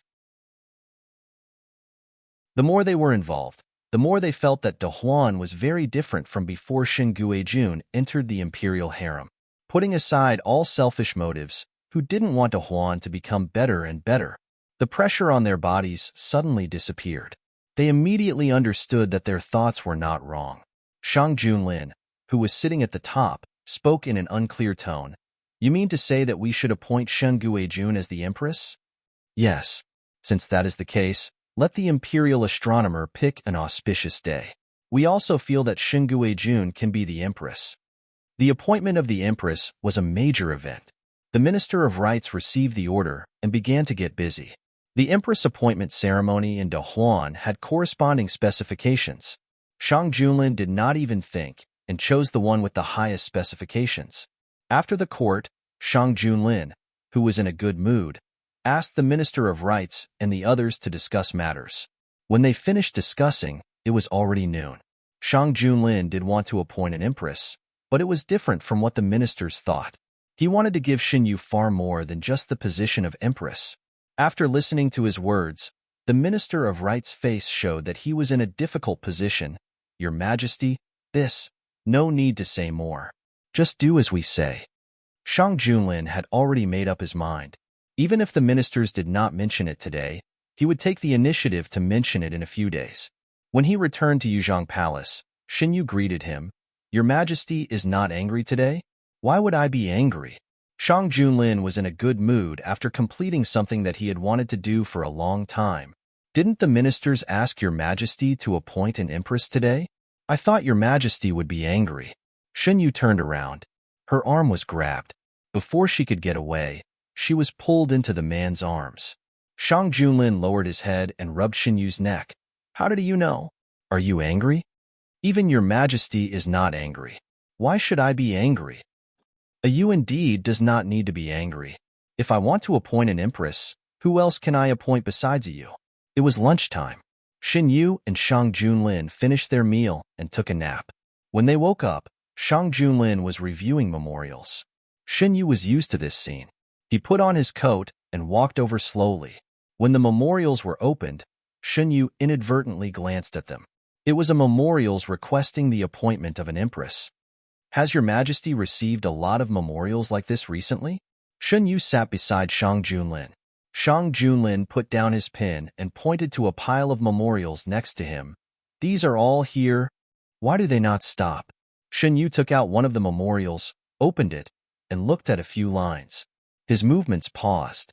Shin Yu put the memorials in his hand aside and opened the other memorials. The contents were similar to the one he had read the first time. He turned his head and looked at Shang Junlin. There was a rare look of confusion on his face. This is... Shang Junlin rubbed the top of his head. Didn't the person who told you the news say that the ministers do want me to appoint an empress? The person they support is you. In addition to this, there are many memorials that mention this matter. How can it be? Shin Yu could understand why these ministers wanted Shang Junlin to appoint an empress. However, Shin Yu could not understand why they wanted Shang Junlin to appoint him as an empress. Your Majesty, Shin Yu adjusted his sitting position and faced Shang Junlin. There was suspicion in his eyes. Did you do something? I promised that I did not do anything to them. It was all their own actions. How can you suspect me? I did not. I just feel that this matter is a bit unbelievable. Compared to what you did, it is not strange that they wanted you to be the empress. Genius 1 second. Remember this website, www.bq50. CC Literature Mobile Version Website, mbq50. CC. Chapter 248. Shin Yu almost fell into the deep affection in those eyes. In a trance, he couldn't help but want to nod his head. He reacted in an instant and looked at the man in front of him. It was this person who forcefully intruded into his life and brought him a completely different life experience. He felt warmth and the feeling of being loved. If this continued, Shin Yu felt that he would not be able to resist. People in the dark longed for light. Even if it was a weak firefly, they would want to hold on to it, not to mention the dazzling sun. Shang Junlin and Shun Yu were like this. How could Shin Yu and Shang Junlin not be like this? Shang Junlin was waiting for an answer. In the process of waiting, he felt nervous for the first time in a long time. His identity and status could not play any role. Only his sincerity was his bargaining chip. Shin Yu felt the man's nervousness. He raised his hand and covered the man's hand. Your Majesty, you have to think carefully. Once I agree, Your Majesty will not have anyone else except me. Hearing Shan Yu's words, Shang Junlin relaxed and smiled slowly. I thought that I had already given you an answer. Except for you, I will not have anyone else. If he was really that kind of person who liked beauties, after ascending the throne for so many years, his harem would not be clean. If Shin Yu did not appear, he would not have anyone by his side until the end. Only Shin Yu. He only recognized Shin Yu. Under Shang Junlin's expectant gaze, Shin Yu nodded and smiled. I am willing, Your Majesty. They both knew what this willing represented. From now on, the two of them would be tightly bound together. When one of them was mentioned in the future, the other would be mentioned as well. They would never be separated. The anxiety in Shang Junlin's eyes disappeared and was replaced by joy. He released the hand that was holding Shan Yu's face and wrapped it around his waist. With a little force, he pulled Shun Yu into his arms. We are very happy. I am very happy. Shang Junlin buried his head in Shan Yu's neck. His warm breath sprayed on her sensitive skin, causing the person in his arms to tremble slightly. Shin Yu nestled in Shang Junlin's arms and hugged him back. The afterglow of the setting sun poured down and landed on the two of them, giving them a hazy golden hue. After receiving Shan Yu's reply, Shang Junlin was overjoyed. He immediately ordered the Ministry of Internal Affairs and the Ministry of Rights to start preparing. Everyone in the palace and the court could feel His Majesty's joy. When the emperor was in a good mood, the subjects were also happy. They no longer had to be nervous when going to court and worry about offending the emperor because of a mistake. The imperial astronomer selected a few good dates and presented them. One of them coincided with Shun Yu's birthday, which was also Shang Junlin's favorite date. It was just that time was a little tight. That day was less than 2 months away. The ministers were more inclined to choose an auspicious date after the beginning of spring next year. There was plenty of time to prepare. In the end, the date was decided to be Shun Yu's birthday. The National Treasury received a windfall from the sky. In addition, the Minister of Revenue had a good impression of Shun Yu, who was about to become the empress. When it came to allocating money, the Minister of Revenue changed his stingy style and gave as much as she wanted. Shang Junlin's own private storage was also free to use. The ministers could imagine how luxurious the coronation ceremony would be. Because Shen Yu was a man, there were some procedures that needed to be adjusted. Shang Junlin attached great importance to this matter. The Minister of Rites in charge of this matter was often asked to stay after the morning court to report the progress to Shang Junlin. Shen Yu could feel that the palace servants were busy. Shang Junlin made up his mind to take this opportunity to lure Shen Yu into his bedroom.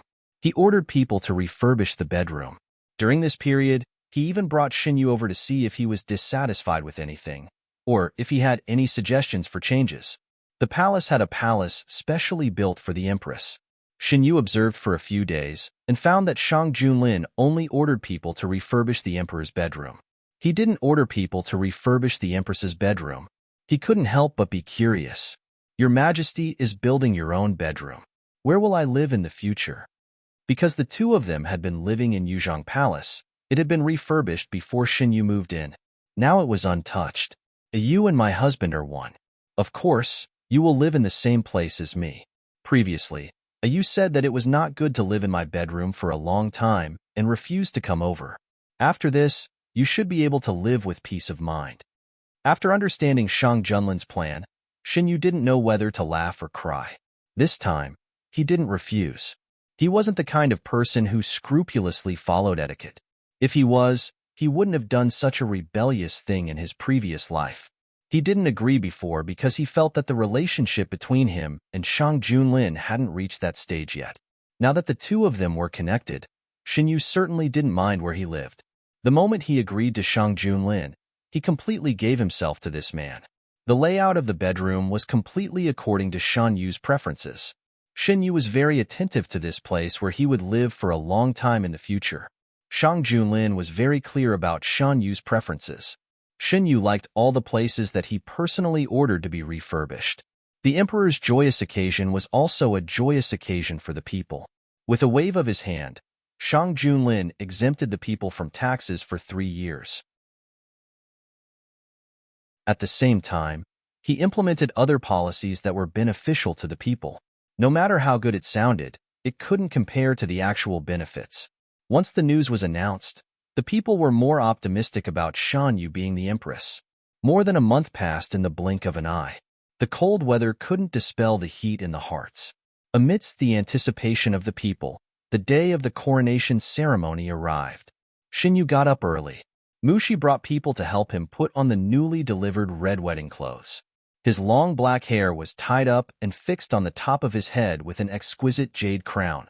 Young master is so beautiful today. Mushi put down the ivory comb and sighed.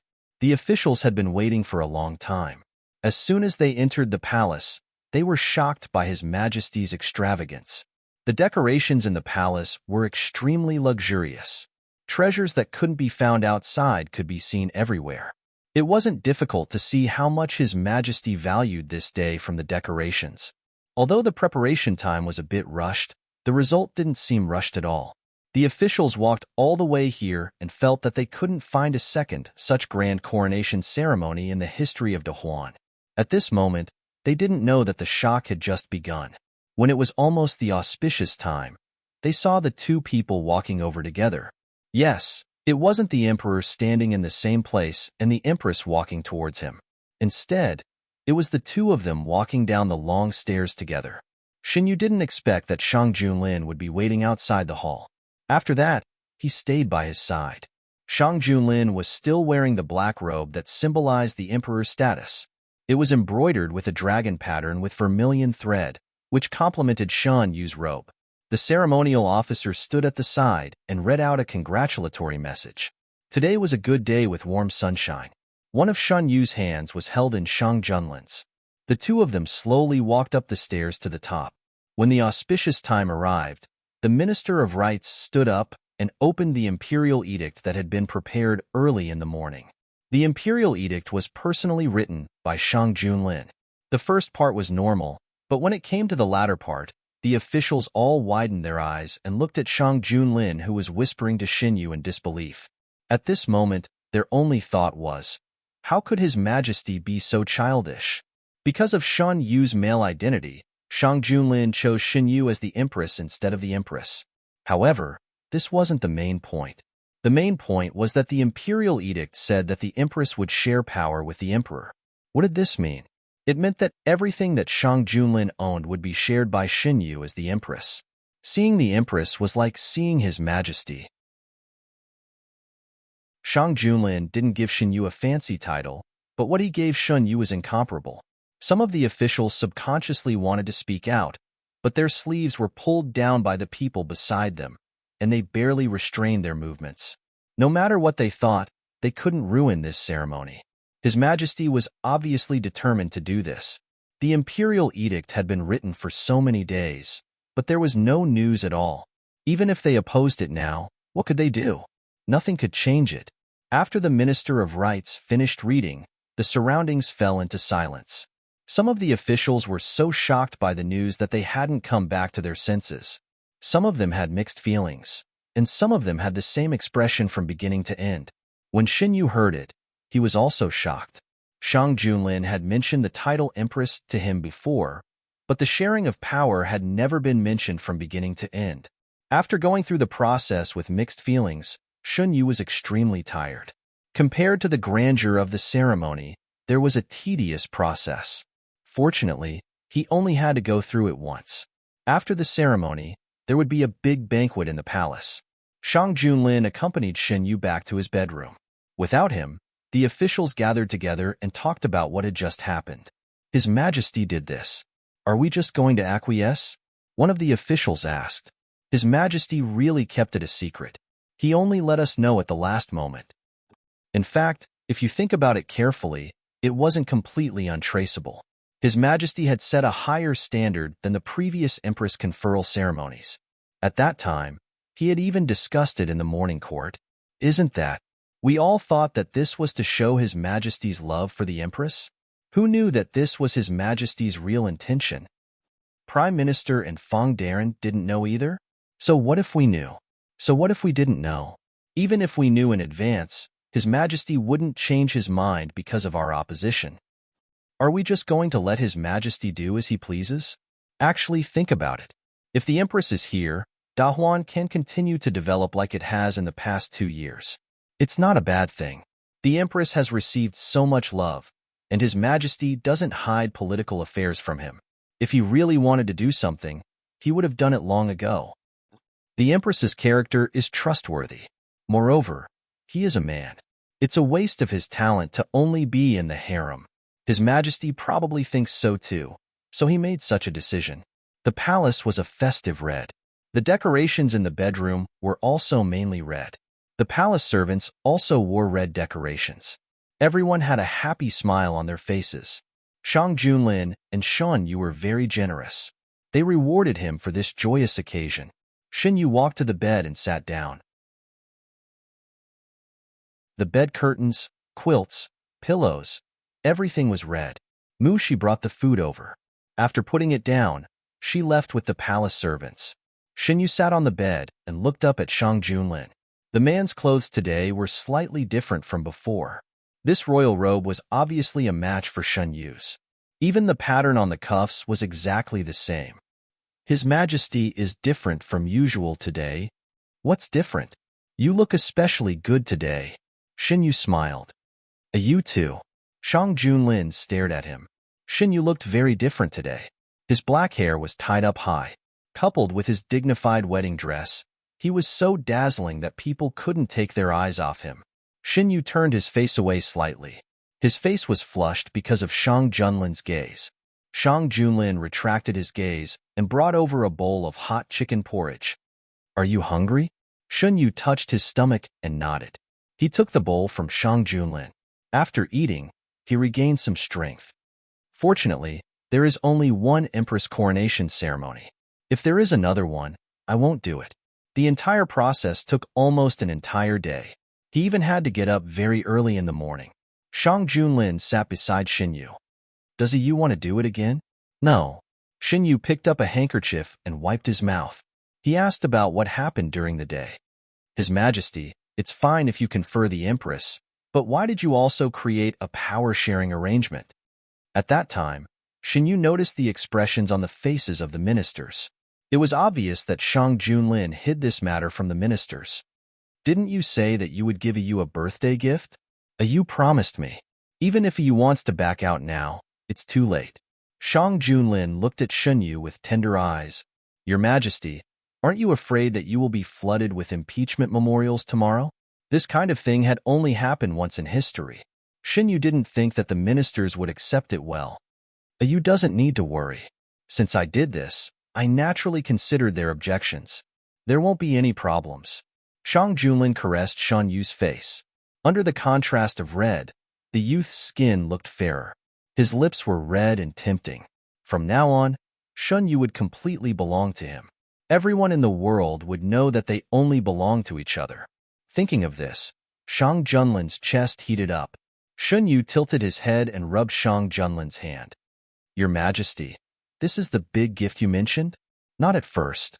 I originally wanted to ask you if she wanted to be my empress after the birthday banquet. I didn't expect those ministers to bring it up first. I can't be outdone by those ministers. Since they brought up the matter of the empress first, I will give you unparalleled power in the world. Your Majesty, why are you competing with those ministers? Shun Yu found it funny. I want to give you the best of everything.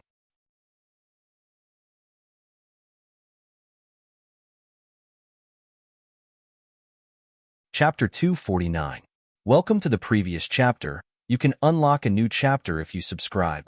Shun Yu was very satisfied with his last few days in the Ho Fu. The only accident was that 3 days before entering the palace issued a decree to confer Shun Yu the title of Noble Lord. This had never happened before in his previous life.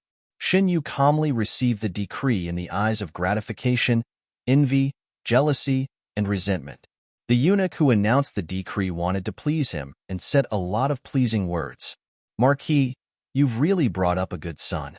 This blessing is yet to come. De Huan was popular in the south. There was a system of titles for men after entering the palace. Under the empress, the highest position was noble lord. In the eyes of others, the legitimate son of Zhenbei Ho could be said to have reached the sky in one step. Duke Zhenbei smiled proudly on the surface, but in his heart, he was unable to smile. If he had received the news of his legitimate son being favored before he had even entered the palace, he would have been overjoyed. But now, he was more worried than ever. Shun Yu's attitude was too unpredictable. Along with the decree, there were also various rewards from the palace. There was no official wife in the Ho Fu, so all the rewards were sent to Shun Yu's courtyard. Shun Yu received the decree and came back. Looking at the big and small boxes in the courtyard, he was silent. A eunuch came with a list. His Majesty said that all the things on this list will be handed over to young Master Shan. Casually opening a chest, a huge pearl came into view. Shun Yu paused and opened the other chests. Without exception, they were all rare treasures. Looking at the list that the little eunuch took, his eyes couldn't help but overflow with a smile. But he didn't know that the young emperor who would be cursed by the people in the future because of adultery was such a rich master. Shun Yu didn't look at the rest of the boxes. He directed the servants to move the boxes to the small storeroom. He began to think, did Shen Qingran also receive so many rewards in his previous life? Shun Yu did not remember such a thing happening, whether it was in his memory of his previous life or the book he read after his death. When Shen Qingran entered the palace, he did not receive the title of noble lord, nor did he receive any additional rewards. Just because he was the eldest son of Count North Marquis, he could not let the man sitting high on the throne think highly of him. Young master, it seems that Her Majesty likes you very much. She took off the cloak for her weak and sickly young master, feeling a little happy. The people who served Shin Yu came and went. She was one of the few who stayed. She knew that her young master had suffered a lot in the Lord Protector's mansion because he was the eldest son of the D family. This time, because of Zhenbei Ho's selfishness, he had to serve the emperor as a man. The current emperor of De Huan was famous for his war.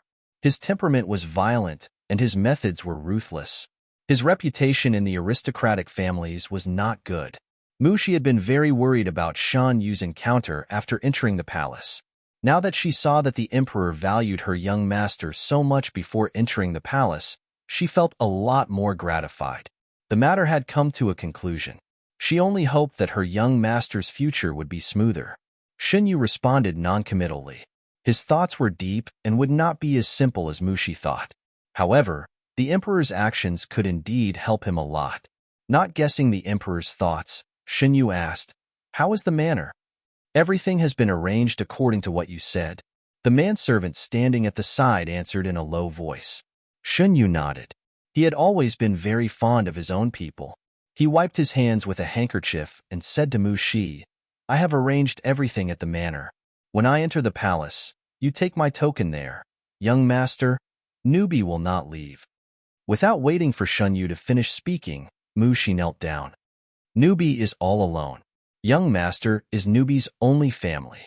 Newbie is not willing to leave."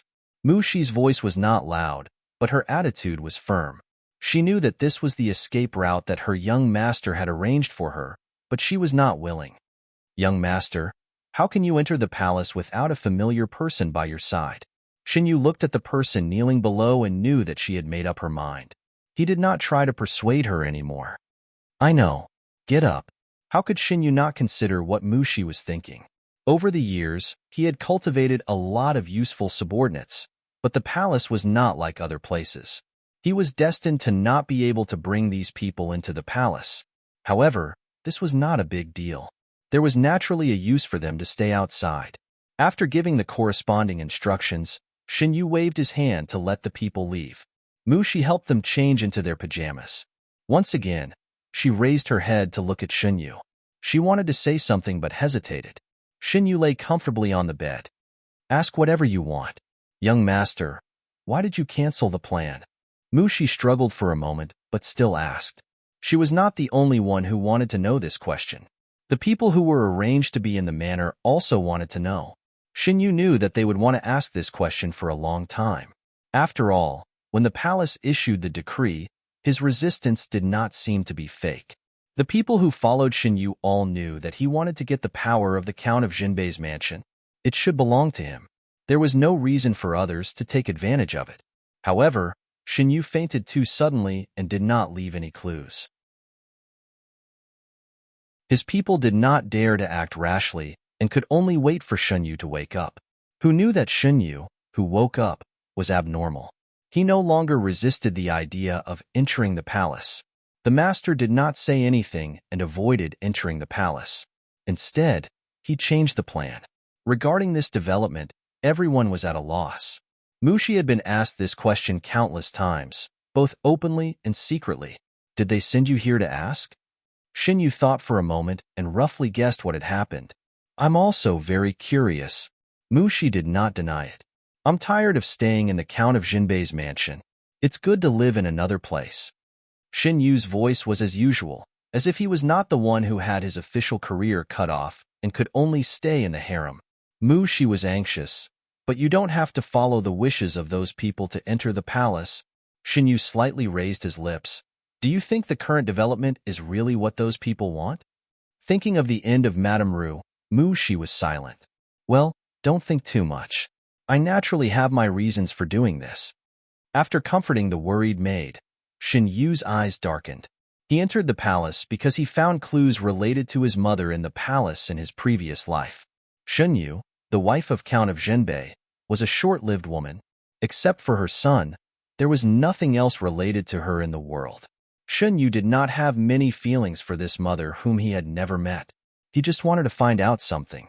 Closing his eyes, he seemed to return to the rainy night in his previous life. A faint voice came through the rain. "Are you sure about this news?" "It's destined. It's destined." The palace. Xinyu rubbed his forehead and felt a fishy sweetness in his throat. Cough. Cough. "Young master. Young master." Something was knocked over, making a loud bang sound. Xinyu leaned on the bed and his vision turned black. "Someone, call the doctor." Before he could say anything, Xinyu fell into darkness. When he woke up, it was already noon of the next day. As soon as Xinyu moved, the maid beside him found out and hurriedly got up. Not long after, the doctor came in. Count of Jinbei and an unfamiliar man followed behind the doctor. Xinyu couldn't get up and lay on the bed without moving. After the doctor felt his pulse, he was taken away by a servant. Xin Yu looked at Count of Zhenbei and the unfamiliar man weakly and did not speak. It was the first time that Count of Zhenbei saw his eldest son so weak.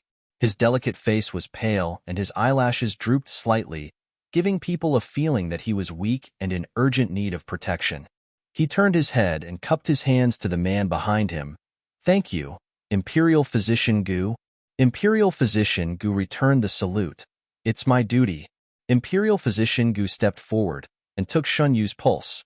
Xin Yu looked at him for a while and then looked away. Imperial Physician Gu Chong, was the youngest and most promising imperial physician since the founding of the Great Huan dynasty. When he was 27 years old, he became the head of the Imperial Academy of Medicine. In the same year, he lost his life because of a man-made disaster. Xin Yu remembered him because of a person he met later. Half of that person's face was disfigured, and he looked like an evil spirit that crawled out of hell. Only when he talked about Imperial Physician Gu did he sound a little human. At that time, Xin Yu was in trouble.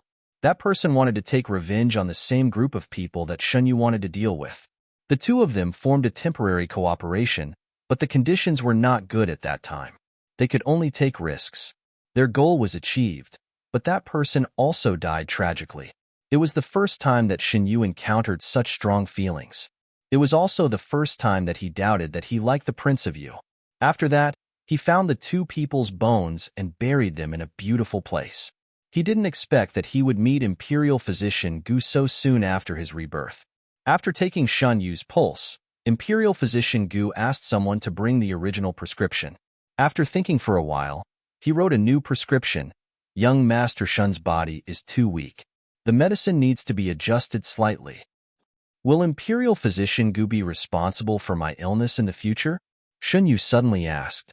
Imperial Physician Gu was stunned for a moment, but he quickly answered, "It depends on the Emperor's arrangement." Xin Yu nodded and didn't speak anymore. After resting for 2 days, Xin Yu's body was a little better. It was also the day for him to enter the palace. The Emperor understood that he had just recovered from a serious illness, so he simplified the process. Duke Xinbei was not happy, but Xin Yu couldn't ask for more. On that day, Xin Yu saw the man who was bound to him in this life for the first time. The man was wearing a black imperial robe. He was tall, so the heavy imperial robe didn't make him look bloated. Instead, it made him look more imposing. He was indeed similar to the Prince of Yu, but he was many times more handsome than the Prince of Yu. How blind was he to like the Prince of Yu in his previous life? "What are you thinking about?" Shang Junlin looked at the beautiful young man who was staring at him in a daze and slowly walked over. The man's voice was low and sweet. After he deliberately lowered his voice, there was a special taste of tenderness. Xun Yu's ears twitched, and he felt a little bewitched. One should enjoy life to the fullest. Such a great beauty was also pleasing to the eye. "I'm thinking that your majesty is more beautiful than I imagined." The last syllable was slightly raised, as if he saw something he liked. No one noticed that the young emperor, who had always been calm, paused his footsteps. "You like me?" Shang Junlin strode over and stood by the bed. He looked down at the young man who was sitting on the bed, and a sense of oppression poured down. This was the pressure of a superior with a murderous aura. The palace servants on the side had already knelt down and trembled. Only Shan Yu's expression didn't change. "Who doesn't like your majesty's heavenly appearance?" In the silence, Shun Yu raised his head, and a smile spread in his eyes. "I naturally like it very much." The south of Dahuan was popular, and there was a system of titles for men who entered the palace. After the empress, the highest position was the noble lord. In the eyes of others, the legitimate son of Duke Xinbei's family could be said to have reached the sky in a single bound. Duke Xinbei smiled proudly on the surface, but in his heart, he was unable to smile. If he had received the news of his legitimate son being favored before he had even entered the palace, he would have been overjoyed. But now, he was more worried than ever. Shen Yu's attitude was too unpredictable. Along with the imperial edict, various rewards from the palace came to Duke Xunbei's residence. Duke Xunbei's residence didn't have a proper wife, so all the rewards were sent to Shan Yu's courtyard. Shen Yu came back after receiving the imperial edict. Looking at the big and small boxes in the courtyard, he was speechless. A eunuch came over with a list. His Majesty said that all the things on this list will be handed over to young Master Shan. Genius 1 second. Remember this website, www.bq50. CC Literature Mobile Version Reading URL, mbq50. CC.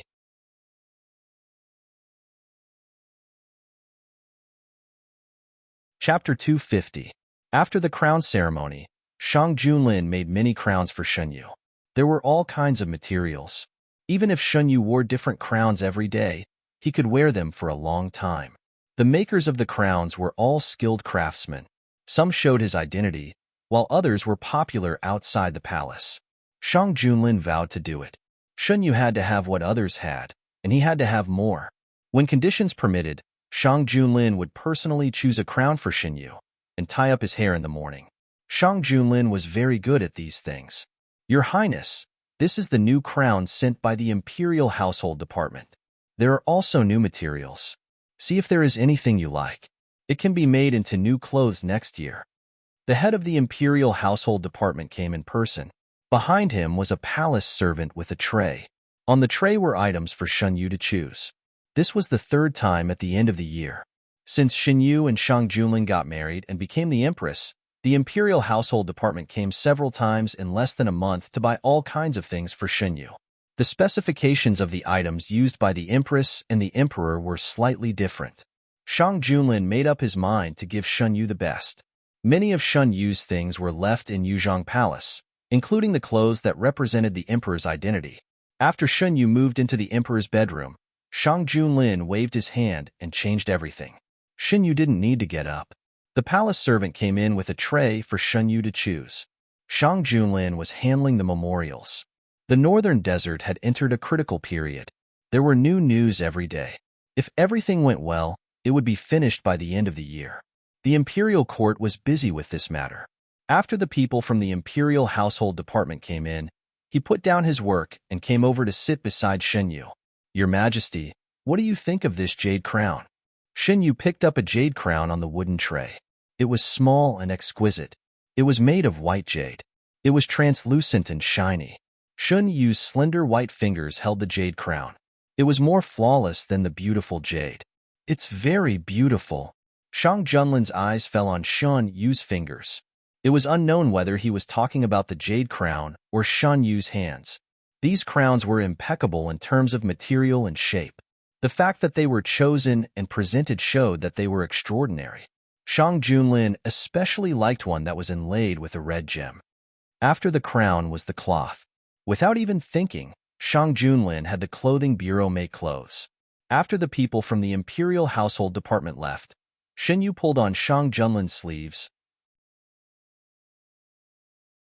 Since Shunyu entered the palace, Shang Junlin would ask the people from the Imperial Household Department to come over every once in a while to make new clothes for Shunyu. Shang Junlin seemed to have found a hobby. He liked this process very much. After the relationship between the two improved, it became even more intense. It was no exaggeration to say that Shunyu had so many clothes that he couldn't wear them all. The clothes that he brought from the residence of Zhenbei were directly ignored. Shunyu almost couldn't remember what those clothes looked like. The clothes he wore every day were sometimes sent by Mu Shi. Sometimes, they were sent by Shang Junlin. If he didn't see Mu Shi and her people tidying up his clothes 2 days ago, he wouldn't know that he had so many clothes. Ayu's identity is different now. Of course, he needs new clothes. Shang Junlin didn't feel that there was anything wrong. His own clothes were almost the same, but he gave Shunyu a lot of styles. Not only were the clothes popular in Dahuan, Shang Junlin also planned to prepare a few more clothes popular in other places for Shunyu. For example, the clothes in Ji Clan last time. But I haven't worn many of them yet. Shunyu was the kind of person who wouldn't treat himself unfairly.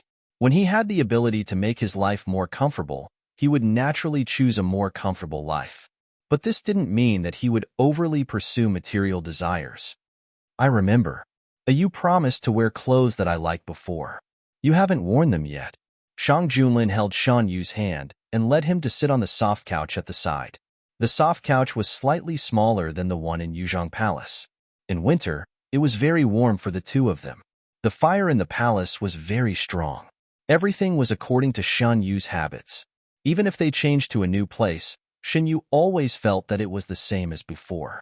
Only the wandering dragon patterns showed that this was the palace that belonged to the emperor. Which one? The red one. You promised to wear it for me tonight.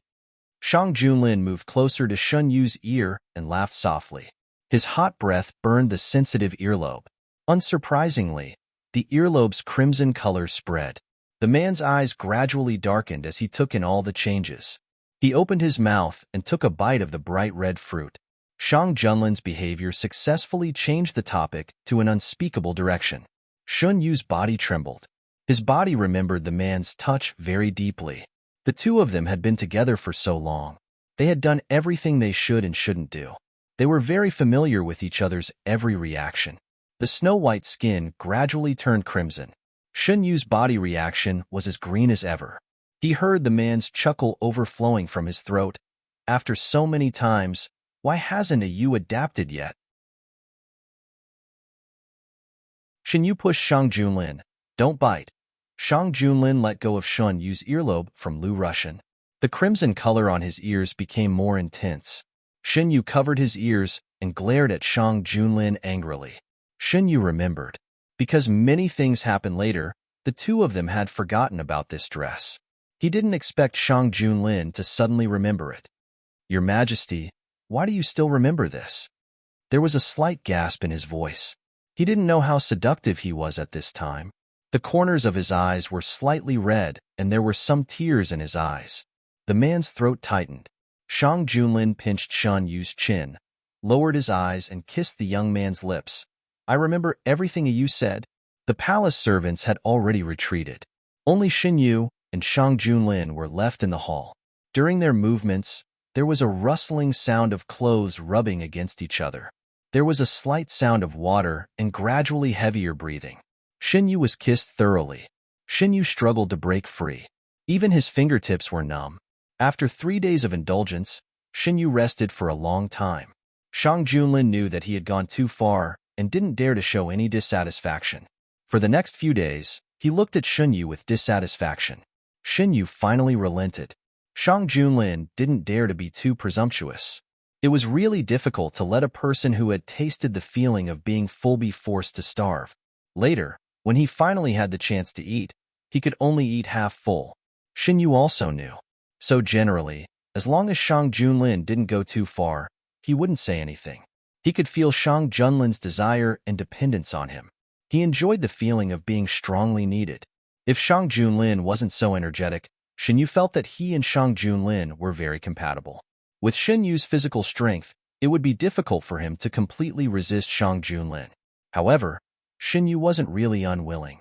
If he wasn't willing, he wouldn't let Shang Junlin do whatever he wanted. He loved this person. Naturally, he also had desires for him. Naturally, he also liked to be intimate with him. Leaning on Shang Junlin's shoulder, Shan Yu thought about all kinds of things. His breathing gradually calmed down. Shang Junlin put his hand on Shan Yu's neck and slowly rubbed it. Shan Yu's clothes were a little messy. Shang Junlin ignored his own clothes that were wrinkled and carefully tidied up Shan Yu's clothes. You can't go back on your promise to me. I know. Your Majesty, just ask someone to find my clothes. Shan Yu knew that he couldn't escape this calamity, but he didn't plan to escape. Shang Junlin kissed Shan Yu's forehead. Shan Yu's treatment was still ongoing. It had already reached the second stage. Imperial Physician Gu's method was very effective. After the third stage of treatment, Shan Yu's body would be able to recover to the standard of an ordinary person. Shan Yu never thought that one day, he would be able to completely get rid of the illness that had accompanied him for 2 lifetimes. In the past, he didn't care. Now that he had Shang Junlin, he hoped that he could be healthy and not let his lover worry about his health. As usual, Imperial Physician Gu came to check Shan Yu's pulse. Because Imperial Physician Gu had always been in charge of Shan Yu's health, the two of them were much closer. Sometimes, the two of them would simply chat. Shan Yu noticed that Imperial Physician Gu was occasionally absent-minded and had dark circles under his eyes. After checking his pulse, he asked, "Did something happen to Imperial Physician Gu?" You don't seem to have rested well. Thank you for your concern, Your Highness. I'm fine. If there's anything, you can tell me. You've done your best to treat my illness. If there's anything you need help with, you can tell me, and Your Majesty. Imperial Physician Gu was silent for a while and shook his head. It's just some private matters. I'll take care of it. Since he didn't want to say, Shinyu didn't force him. No matter what happens, Imperial Physician Gu must take good care of his body. When Shang Junlin came back from dealing with court affairs, Shinyu mentioned it to him. It's because of Gu Huai. There seems to be some conflict between them. Coincidentally, Shang Junlin had heard about this matter. Since Imperial Physician Gu said that he could handle it, Shunyu didn't intervene. He just said half-jokingly, Your Majesty, you can't let General Gu bully Imperial Physician Gu. With Gu Huai's feelings for Imperial Physician Gu, he shouldn't hurt him. I'll let people pay attention. The palace servants were instructed by Shang Junlin to find the red coat that hadn't been used yet. The cloth of this coat was very light and thin. It was like a cluster of mist, as if it would disperse with a gentle breeze. Shinyu never went back on his word. The hot water in the bathtub had been prepared in advance. Amidst the dense steam, a white wrist pulled open the gauze curtain. What followed was a touch of red. The young man was dressed meticulously. His black hair was tied up high. Shang Junlin's favorite jade crown was used to tie up his hair. The floor was covered with a thick velvet carpet. The young man didn't wear shoes or socks. He walked barefoot step by step. The bathtub was built in a gorgeous palace. On the other side of the bathtub was a very large bed. At this moment, a man wearing an imperial court robe was sitting on the bed. He stared at the young man who was approaching step by step without blinking. The young man's expression was very serious. It was too serious. Instead, it revealed an indescribable desire. This was because the red coat he was wearing was translucent. Every part of his body was tightly wrapped, but it was half hidden. As he walked, his bare feet peeked out from the layers of clothes. Under the contrast of the red, they looked even fairer. Shang Junlin's gaze swept over Shun Yu's body inch by inch. The aggression gradually increased. It was as if there was a substance in his gaze. It was hot and dense, as if it could burn someone. Shang Junlin didn't move. His burning gaze fell on Shun Yu until Shun Yu walked in front of him. Do you like it, Your Majesty? Shun Yu asked softly. I like it. Shang Junlin raised his head. The strong emotions in his eyes almost overflowed. I've agreed to Your Majesty's request. Shouldn't Your Majesty also agree to a request of mine? Shin Yu's movements were extremely slow. Every step she took seemed to be stepping on Shang Junlin's heart. The distance between the two of them got closer. Shang Junlin could smell the faint medicinal fragrance coming from Shun Yu's body. What does you want me to agree to? He only realized how hoarse his voice was after he spoke. Shang Junlin tried his best to restrain his crazy desire. Your Majesty will know in a while. Shin Yu chuckled as she straddled Shang Junlin's body. She felt the man's body tense up. The smile in her eyes deepened. The red coat and the black coat were stacked together. One was soft like mist, the other was heavy and solemn. They intertwined with each other. What is you doing? Shang Junlin's breathing became heavier and his voice became hoarser. He felt something soft rubbing against the side of his face. His hands were tied. Sweat dripped from his forehead. Shang Junlin laughed involuntarily. When did you wear this? Your Majesty, do you still remember it? Shun Yu's breathing was unstable. I wanted to find the one I used last time. I couldn't find it, so I asked someone to find another one. Shang Junlin put away the other one. Shang Junlin naturally wouldn't say anything. Shin Yu was tied up loosely and was easily untied. Shang Junlin couldn't bear it anymore. The two of them switched positions. He covered Shun Yu's body and stroked the pair of absent-minded eyes. Let me do it. A storm swept over. Genius 1 second. Remember this website. www.bq50. CC Literature Mobile Version Website. mbq50. CC.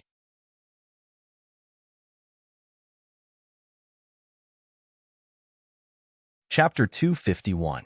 Zhang Huiqing completed his mission and returned to Dahuan. His identity in the northern desert was completely abandoned. From now on, there was only Jiang Huiqing in the world. There was no demon-like strategist Yu Feng who could stir up the situation in the northern desert. He first went to Subei, and then used the excuse of returning to the capital at the end of the year to report on his work to He Chengyu and the other officials who stayed in Subei to return to the capital. The hidden dragon guards secretly escorted them throughout the journey. Fortunately, there were no mistakes along the way. No one knew that Jiang Huiqing hid his identity and changed his appearance to go to the northern desert in this year. After Jiang Huiqing returned to the capital, Shang Junlin privately held a small banquet to show off his achievements. Those who participated all knew the inside story of this matter. It could also be said that they were all valued by Shang Junlin and were recognized by him as his direct descendants. Jiang Huiqing and He Chengyu were able to join them at such a young age. As long as they didn't make a big mistake in the heat of the moment, their future careers would definitely be smooth. Xin Yu and Shang Junlin attended the banquet together. He sat beside Shang Junlin and looked at Jiang Huiqing. 1 year of living in the northern desert had brought great changes to him. At this moment, Jiang Huiqing's eyes were no longer young and inexperienced. His gaze was deep and profound, somewhat similar to Shen Yu's memory of his previous life.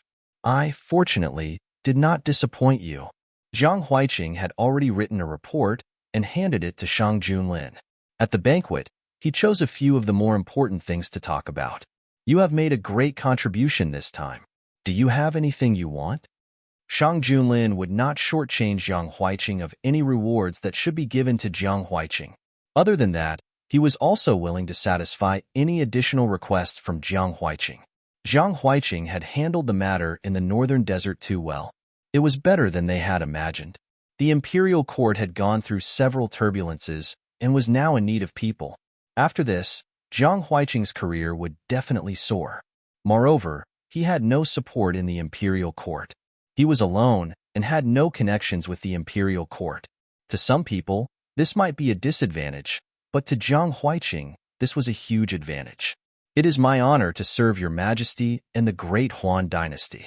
Your majesty has given me enough rewards, and I have nothing else I want. Jiang Huiqing was not being courteous. Shang Junlin had given him a very generous reward. He would be given a mansion in a prosperous area of the capital, countless gold and silver, and an official position that had not yet been given to him, but would definitely belong to him in the future. Moreover, at first, he wanted to stand at a high enough position to redress his teacher's grievances. However, this matter had already been completed. While he was working hard for the Great Huan Kingdom, the king of the Great Huan Kingdom had redressed his teacher's name and cleared his teacher's name. What he wanted to do had already been done in advance, and it was done even better. When Jiang Huiqing found out about this, he was at a loss for a moment. The goal that he had been working hard for all these years had suddenly disappeared. He actually did not know what to do. His teacher had always lamented that it was rare to meet a wise king. He had also told him that if he was lucky enough to meet a wise king, he must do his best to assist him. He thought that he should have met one now. You don't have to feel too much pressure. These are all what you deserve. If you want anything, just tell His Majesty directly. This year, you have solved a big problem in the northern desert. You are a great contributor to the Great Huan Kingdom. Seeing that Jiang Huiqing was in a daze for a moment, Shen Yu said, Thank you, Your Highness. I only want to serve the Great Huan Kingdom, His Majesty, and Your Highness. Other than that, I have no other requests. With a new goal in mind, Jiang Huiqing's conviction became more and more firm. This time, when he returned, he could clearly feel the changes in the Great Huan Kingdom. Without a doubt, these changes were for the better. Jiang Huiqing was very happy that Gue Jun had been conferred the title of king and had the same rights as His Majesty. He and Shen Yu were like-minded. Xin Yu was his only friend other than He Chengyu after coming to the capital. Although the two of them had different statuses and their relationship might not be the same in the future, he was still happy for this friend. Not only Jiang Huiqing, He Chengyu, Fang Jiai, and the others had also made great contributions this year. They all returned to the capital and received the rewards they deserved. Shang Junlin gave the three of them houses and some other rewards. The national treasury was full. The Minister of Revenue did not feel any heartache when he gave out the money. The courtiers all knew that if there was anything that required the national treasury's money, it was best to ask for it during this period of time while the Minister of Revenue was in a good mood. Fang Jie and He Qingyu were both at the banquet. Because Fang Jie often dealt with the northern desert, she knew some inside information. She was surprised by Jiang Huiqing's courage and was even more shocked that he could complete this matter so perfectly. This year's trip to the northern desert accelerated Jiang Huiqing's maturity. His behavior became more impeccable. At the end of the year, Shang Junlin gave them a holiday to let them have time to deal with their personal matters. The changes in their official positions and other plans would be announced after the new year. He Qingyu and Fang Jie also changed a lot. There were many things waiting to be done in Subei. This kind of place was the best training for people. He Qingyu was more experienced in doing things. Everything in Subei was almost single-handedly managed by him. To be able to redevelop Subei in a year's time showed his ability. After Fang Jie returned to the capital, she received the most attention. This was because of her outstanding military achievements and also because she was the first female official in the Great Huan dynasty. She broke the world's perception of women and allowed more women to see a new direction in life. So our lives could be like this. Fang Jie accompanied her parents at home for a few days. During this period, many matchmakers came to propose marriage, but they were all rejected by her. After the new year, the northern desert would send envoys to the Great Huan Kingdom. This time, they borrowed the Subei army, so they had to show some appreciation. Shang Junlin told them to make preparations in advance. At that time, how should they treat the northern desert? At night, Shen Yu and Shang Junlin walked back to the palace. Shen Yu was wearing a thick cloak and was held in Shang Junlin's arms. The palace servants were far behind, so as not to disturb them. It snowed heavily last night. As far as the eye could see, the entire palace was covered in white snow. Shen Yu hugged a hand warmer. The cold wind blew, and soon her face was red. "Are you cold?" Shang Junlin touched Shen Yu's face. The man's palm was very warm. Shen Yu subconsciously rubbed against it. "I'm okay." The treatment had reached the second stage. Shen Yu's body recovered very well. Coupled with Shang Junlin's careful care, she was no longer as cold as before. Shen Yu stopped when they passed by the plum garden. The plum blossoms in the garden were in full bloom.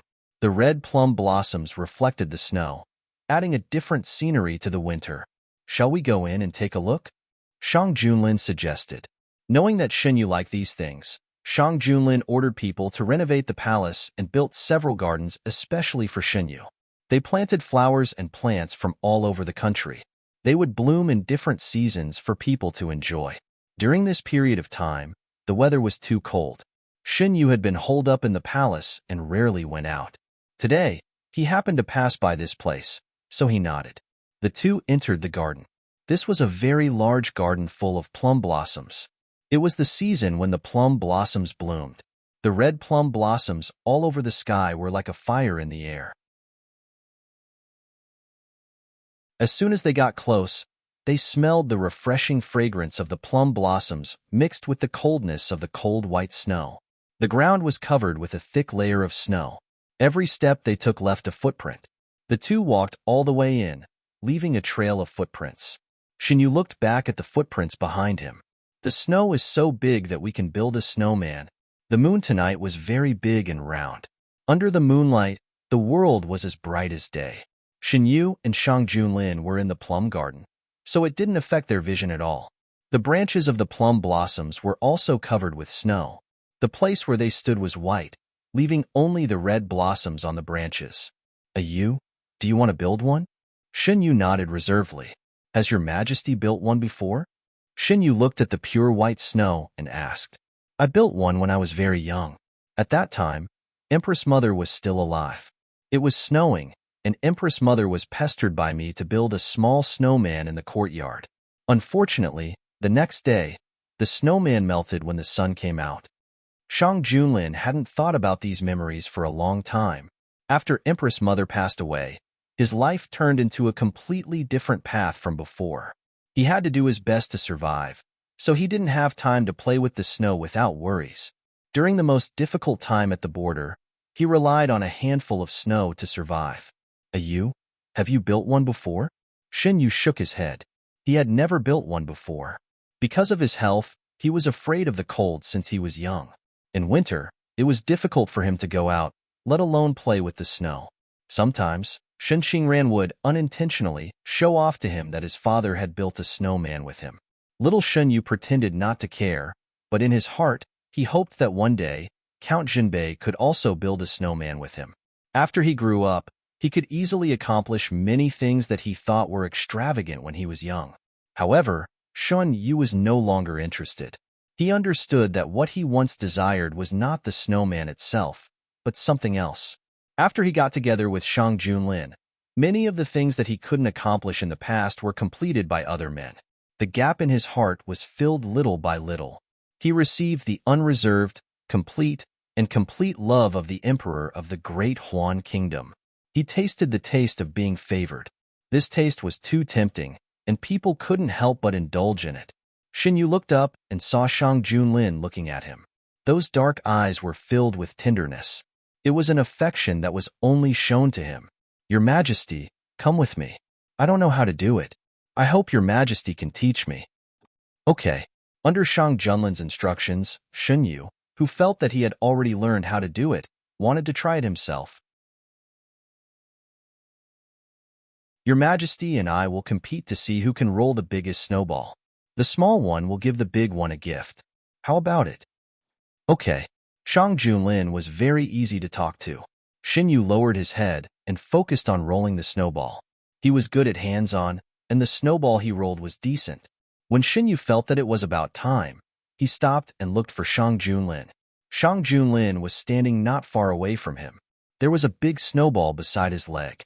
He didn't know when it had been rolled. It was bigger than Shin Yu's snowball. Shin Yu lost. However, the joy in his heart didn't decrease at all. Your Majesty, come quickly. Let's make a snowman. The two worked together. The small snowball was stacked on top of the big one. They found decorations and placed them on the small snowball. A chubby snowman was completed. Although the two were novices, this snowman was very round and cute. Their hands were red from the cold, but their hearts were warm. Shin Yu pointed at the big snowman. Look at our snowman, Your Majesty. Shin Yu found some plum blossoms to decorate the snowman. The more he looked at it, the more satisfied he was. Be careful, your hands are frostbitten. Shang Junlin held Shin Yu's hands and rubbed them in his palms. Shin Yu didn't feel cold, only excitement and joy. The gap in his heart was quietly filled. He raised his head slightly and looked at Shang Junlin. His eyes were shining. I want to make a snowman with Your Majesty when it snows in the future. Is that okay, Your Majesty? Shang Junlin lowered his head and rubbed Shin Yu with his forehead. No matter what you wants to do, I will accompany you. I lost today. I have a gift for Your Majesty. Shin Yu raised his arm and covered Shang Junlin's eyes with his hand. A Yu's gift is ready so soon? Shang Junlin let Shin Yu cover his eyes. In the darkness, he blinked. Shin Yu's eyelashes swept across his palm, causing a slight itch. Shin Yu pursed his lips. He didn't know why, but he felt a little nervous. After a while, Shin Yu released his hand. The moonlight tonight is very beautiful. I want to give it to Your Majesty. Red plum blossoms, snow, and a handsome young man under the red plum blossoms. The moonlight was like silk. Shin Yu was bathed in the clear light. He looked like an immortal. At this moment, he was looking at him with affection. The immortal above the 9 heavens had fallen in love with him and developed desire. Nothing made Shang Junlin more excited than this knowledge. In Shang Junlin's eyes, Shin Yu was like the moonlight in the sky. Now, this moonlight fell into his arms. He had the moon in his heart. I like it very much, Yu. Shang Junlin lifted the young man's chin and lowered his head to cover his soft lips. His other hand wrapped around Shin Yu's waist and pulled him closer to himself. Under the moonlight, the two hugged each other tightly. Genius 1 second. Remember this website, www.biku50. CC Literature Mobile Version Website, MBQ50. CC.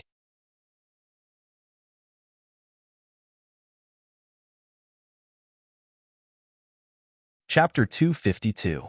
At the beginning of spring, the northern desert sent envoys over. Fang Jia, Jiang Huiqing, He Chengyu, and the others who had performed well had all stayed in the capital. The official appointment had also been made, and Fang Jia had taken up a post in the Honglu Temple. When the envoys of the northern desert saw Fang Jia and the other officials of Honglu Temple, they were stunned. Xin Yu and Shang Junlin discussed this matter in the palace. The envoys of the northern desert have arrived in the capital, right? Xin Yu handed Shang Junlin a cup of tea. The new tea was served in the palace. The weather was getting warmer in spring. Xin Yu and Shang Junlin enjoyed the sunshine in the pavilion outside and tasted the new tea. They're here. They should have checked in at this time. Shang Junlin took a sip of the tea. The new emperor of the northern desert sent someone here to show his goodwill. It is said that there are also members of the royal family. Xin Yu took the tea prepared for himself. Before he got close, he could smell the faint fragrance of the tea. It's a pair of twins. They are not old. They said that they were sent to the Great Huan Kingdom for exchange and study. In fact, they are here as hostages. The new emperor of the northern desert doesn't have much affection for the royal family of the northern desert. He is very tactful. Along with the envoys came a letter of credence from the new emperor of the northern desert. The content of the letter of credence almost promised that the northern desert would bow down to the Great Huan Kingdom. Xin Yu had read the content of the letter of credence. It was not difficult to see that the new emperor of the northern desert did not have much affection for the northern desert. He was closer to the Great Huan Kingdom than the northern desert. This was understandable. After all, half of the blood of the Great Huan Kingdom flowed in his body. Moreover, his experience since childhood had doomed him to hate the northern desert. It's a good thing for the Great Huan Kingdom that the northern desert has such an emperor. The courtiers were also discussing this matter. They also knew the content of the letter of credence. Although they did not know the inside story, they felt that the attitude of the new emperor of the northern desert was very strange. Is the emperor of the northern desert plotting something? Everything in the letter of credence is biased towards the Great Huan Kingdom. Did he write this to lower our vigilance? Anyway, be careful. Did His Majesty say what to do with the two members of the royal family? Twins, but they are brother and sister. The northern desert's intention is that they admire the Great Huan Kingdom and want to learn more about the culture of the Great Huan Kingdom. In the end, they are the hostages sent by the northern desert. We have to ask His Majesty about the arrangements first. Xin Yu was in the imperial study accompanying Shang Junlin to approve the memorials. After the authority was delegated to the cabinet, the number of memorials that Shang Junlin had to approve every day decreased by a lot. Recently, the ones that appeared the most were those that involved the northern desert. Shang Junlin quietly shared the power with him. Xin Yu thought that the minister would make a fuss, but he didn't expect that it was calm for several days. Xin Yu suspected that Shang Junlin suppressed the news. Only later did he find out that not many people were against it. Shang Junlin said that he would take care of this matter. He really didn't let this matter disturb Xin Yu's good mood. Xin Yu flipped through the memorials and saw a minister's proposal on how to arrange the people from the northern desert. Xin Yu put it in front of Shang Junlin. Does His Majesty have any plans? Didn't you say that they are here to learn? Just send them to the academy. If they don't know much about the Great Huan Kingdom, they can go to the elementary school first. The elementary school in the capital had already started to accept students. What everyone didn't expect was that in addition to their own children, many adults also signed up to send the two princes and princesses. It didn't seem out of place. In the courier station, the envoy who had dealt with Fang Jia was telling the other envoys to be cautious in their words and actions in the capital of the Great Huan Kingdom. They shouldn't offend the officials of the Great Huan Kingdom, especially that official Fang. Why? Someone didn't understand. After all, he won't harm you. Official Fang was in Subei before. Do you understand now? Hearing this, the remaining people's expressions became sad. Official Fang of Subei had left a heavy shadow in the northern desert, so much so that everyone in the northern desert's officialdom knew him. Regarding what official Fang said, we will be careful in our words and actions during this period. We won't do anything we shouldn't do. Yes. We represent the face of the northern desert. We should pay attention to our words and actions so that no one can find fault with us. They quickly reached an agreement. The Northern Desert's envoys were too obedient. The officials of the Great Huan Kingdom were still a little unaccustomed to it. The officials who had experienced the visit of the Northern Desert's envoys felt even more enlightened. At that time, the Northern Desert's people were all arrogant, unlike now, where they didn't dare to cause any trouble. The official who came to the Northern Desert's envoys proposed His Majesty's suggestion to send the 2 princes and princesses from the Northern Desert to the elementary school. He thought that it would make the other party unhappy and be troubled, but he didn't expect the other party to be unexpectedly easy to talk to. When he left, the official still felt that it was unreal. The members of the Northern Desert's royal family who were sent to the Great Huan Kingdom were a pair of 15-year-old twins. They didn't have a good life in the Northern Desert, so they were thinner and smaller than their peers. They didn't have the right to speak. They acted as mascots in the entire team of envoys and didn't have a strong sense of presence. The news of the 2 was sent to the palace. Xinyu said, "The new emperor of the Northern Desert is quite interesting. He sent the people who may affect his throne in the future to the Great Huan Kingdom in advance. It not only shows his attitude to the Great Huan Kingdom, but also reduces the hidden dangers. It's killing 2 birds with 1 stone." Shang Junlin said, "More than a year of internal strife caused the Northern Desert's royal family to wither. Those who had the power to compete for the throne died in the internal strife. The remaining ones are not a threat. Otherwise, the Northern Desert's people wouldn't worship a person who has half the blood of the Great Huan Kingdom in his body. The twins can survive because in the Northern Desert, twins are ominous." Xinyu asked, "Has your Majesty seen the 2 of them?" Shang Junlin said, "Not yet." "You? Why do you ask?"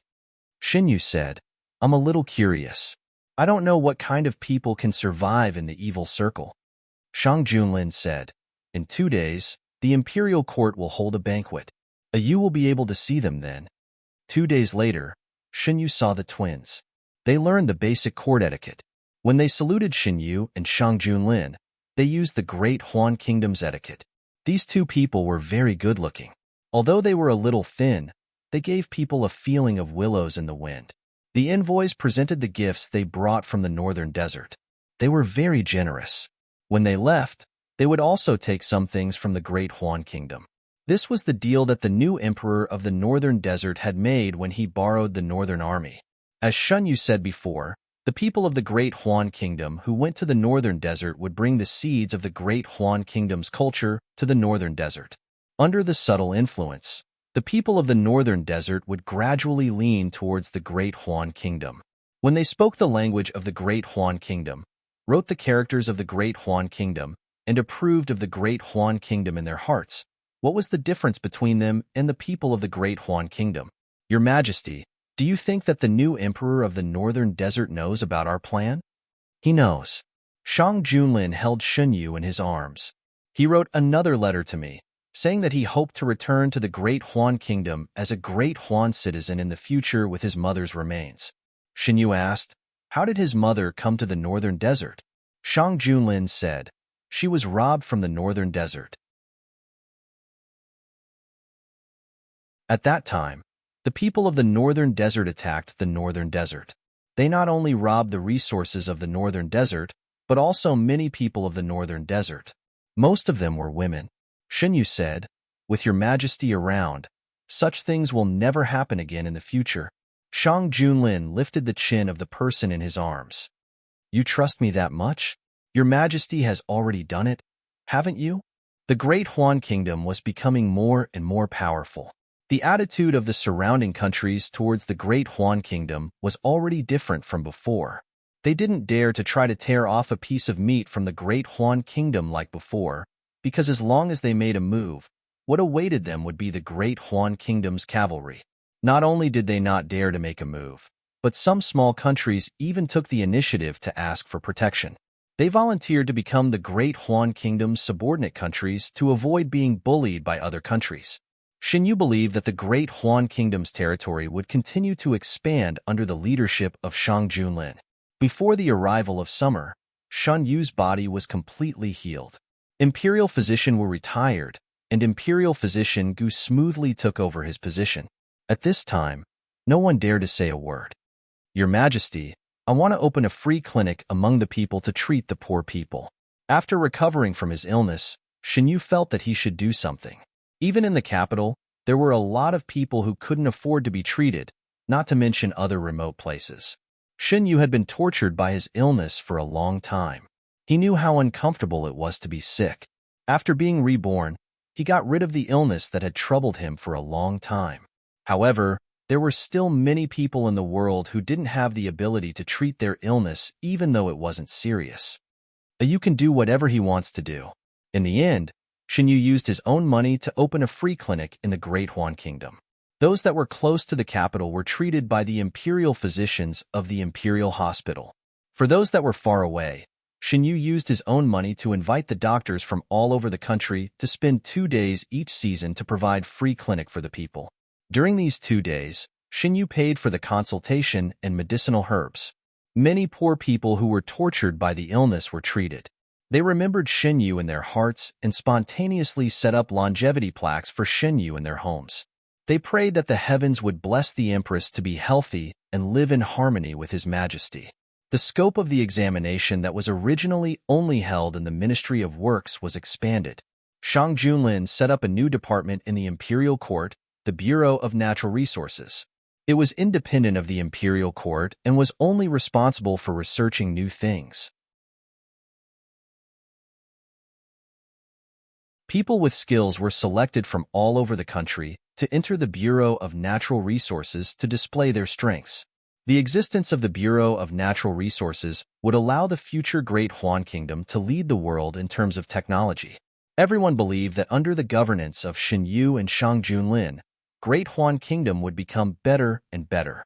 Shang Junlin also knew that all these changes were brought about by Shinyu. Shinyu had brought a miracle to him in Great Huan Kingdom.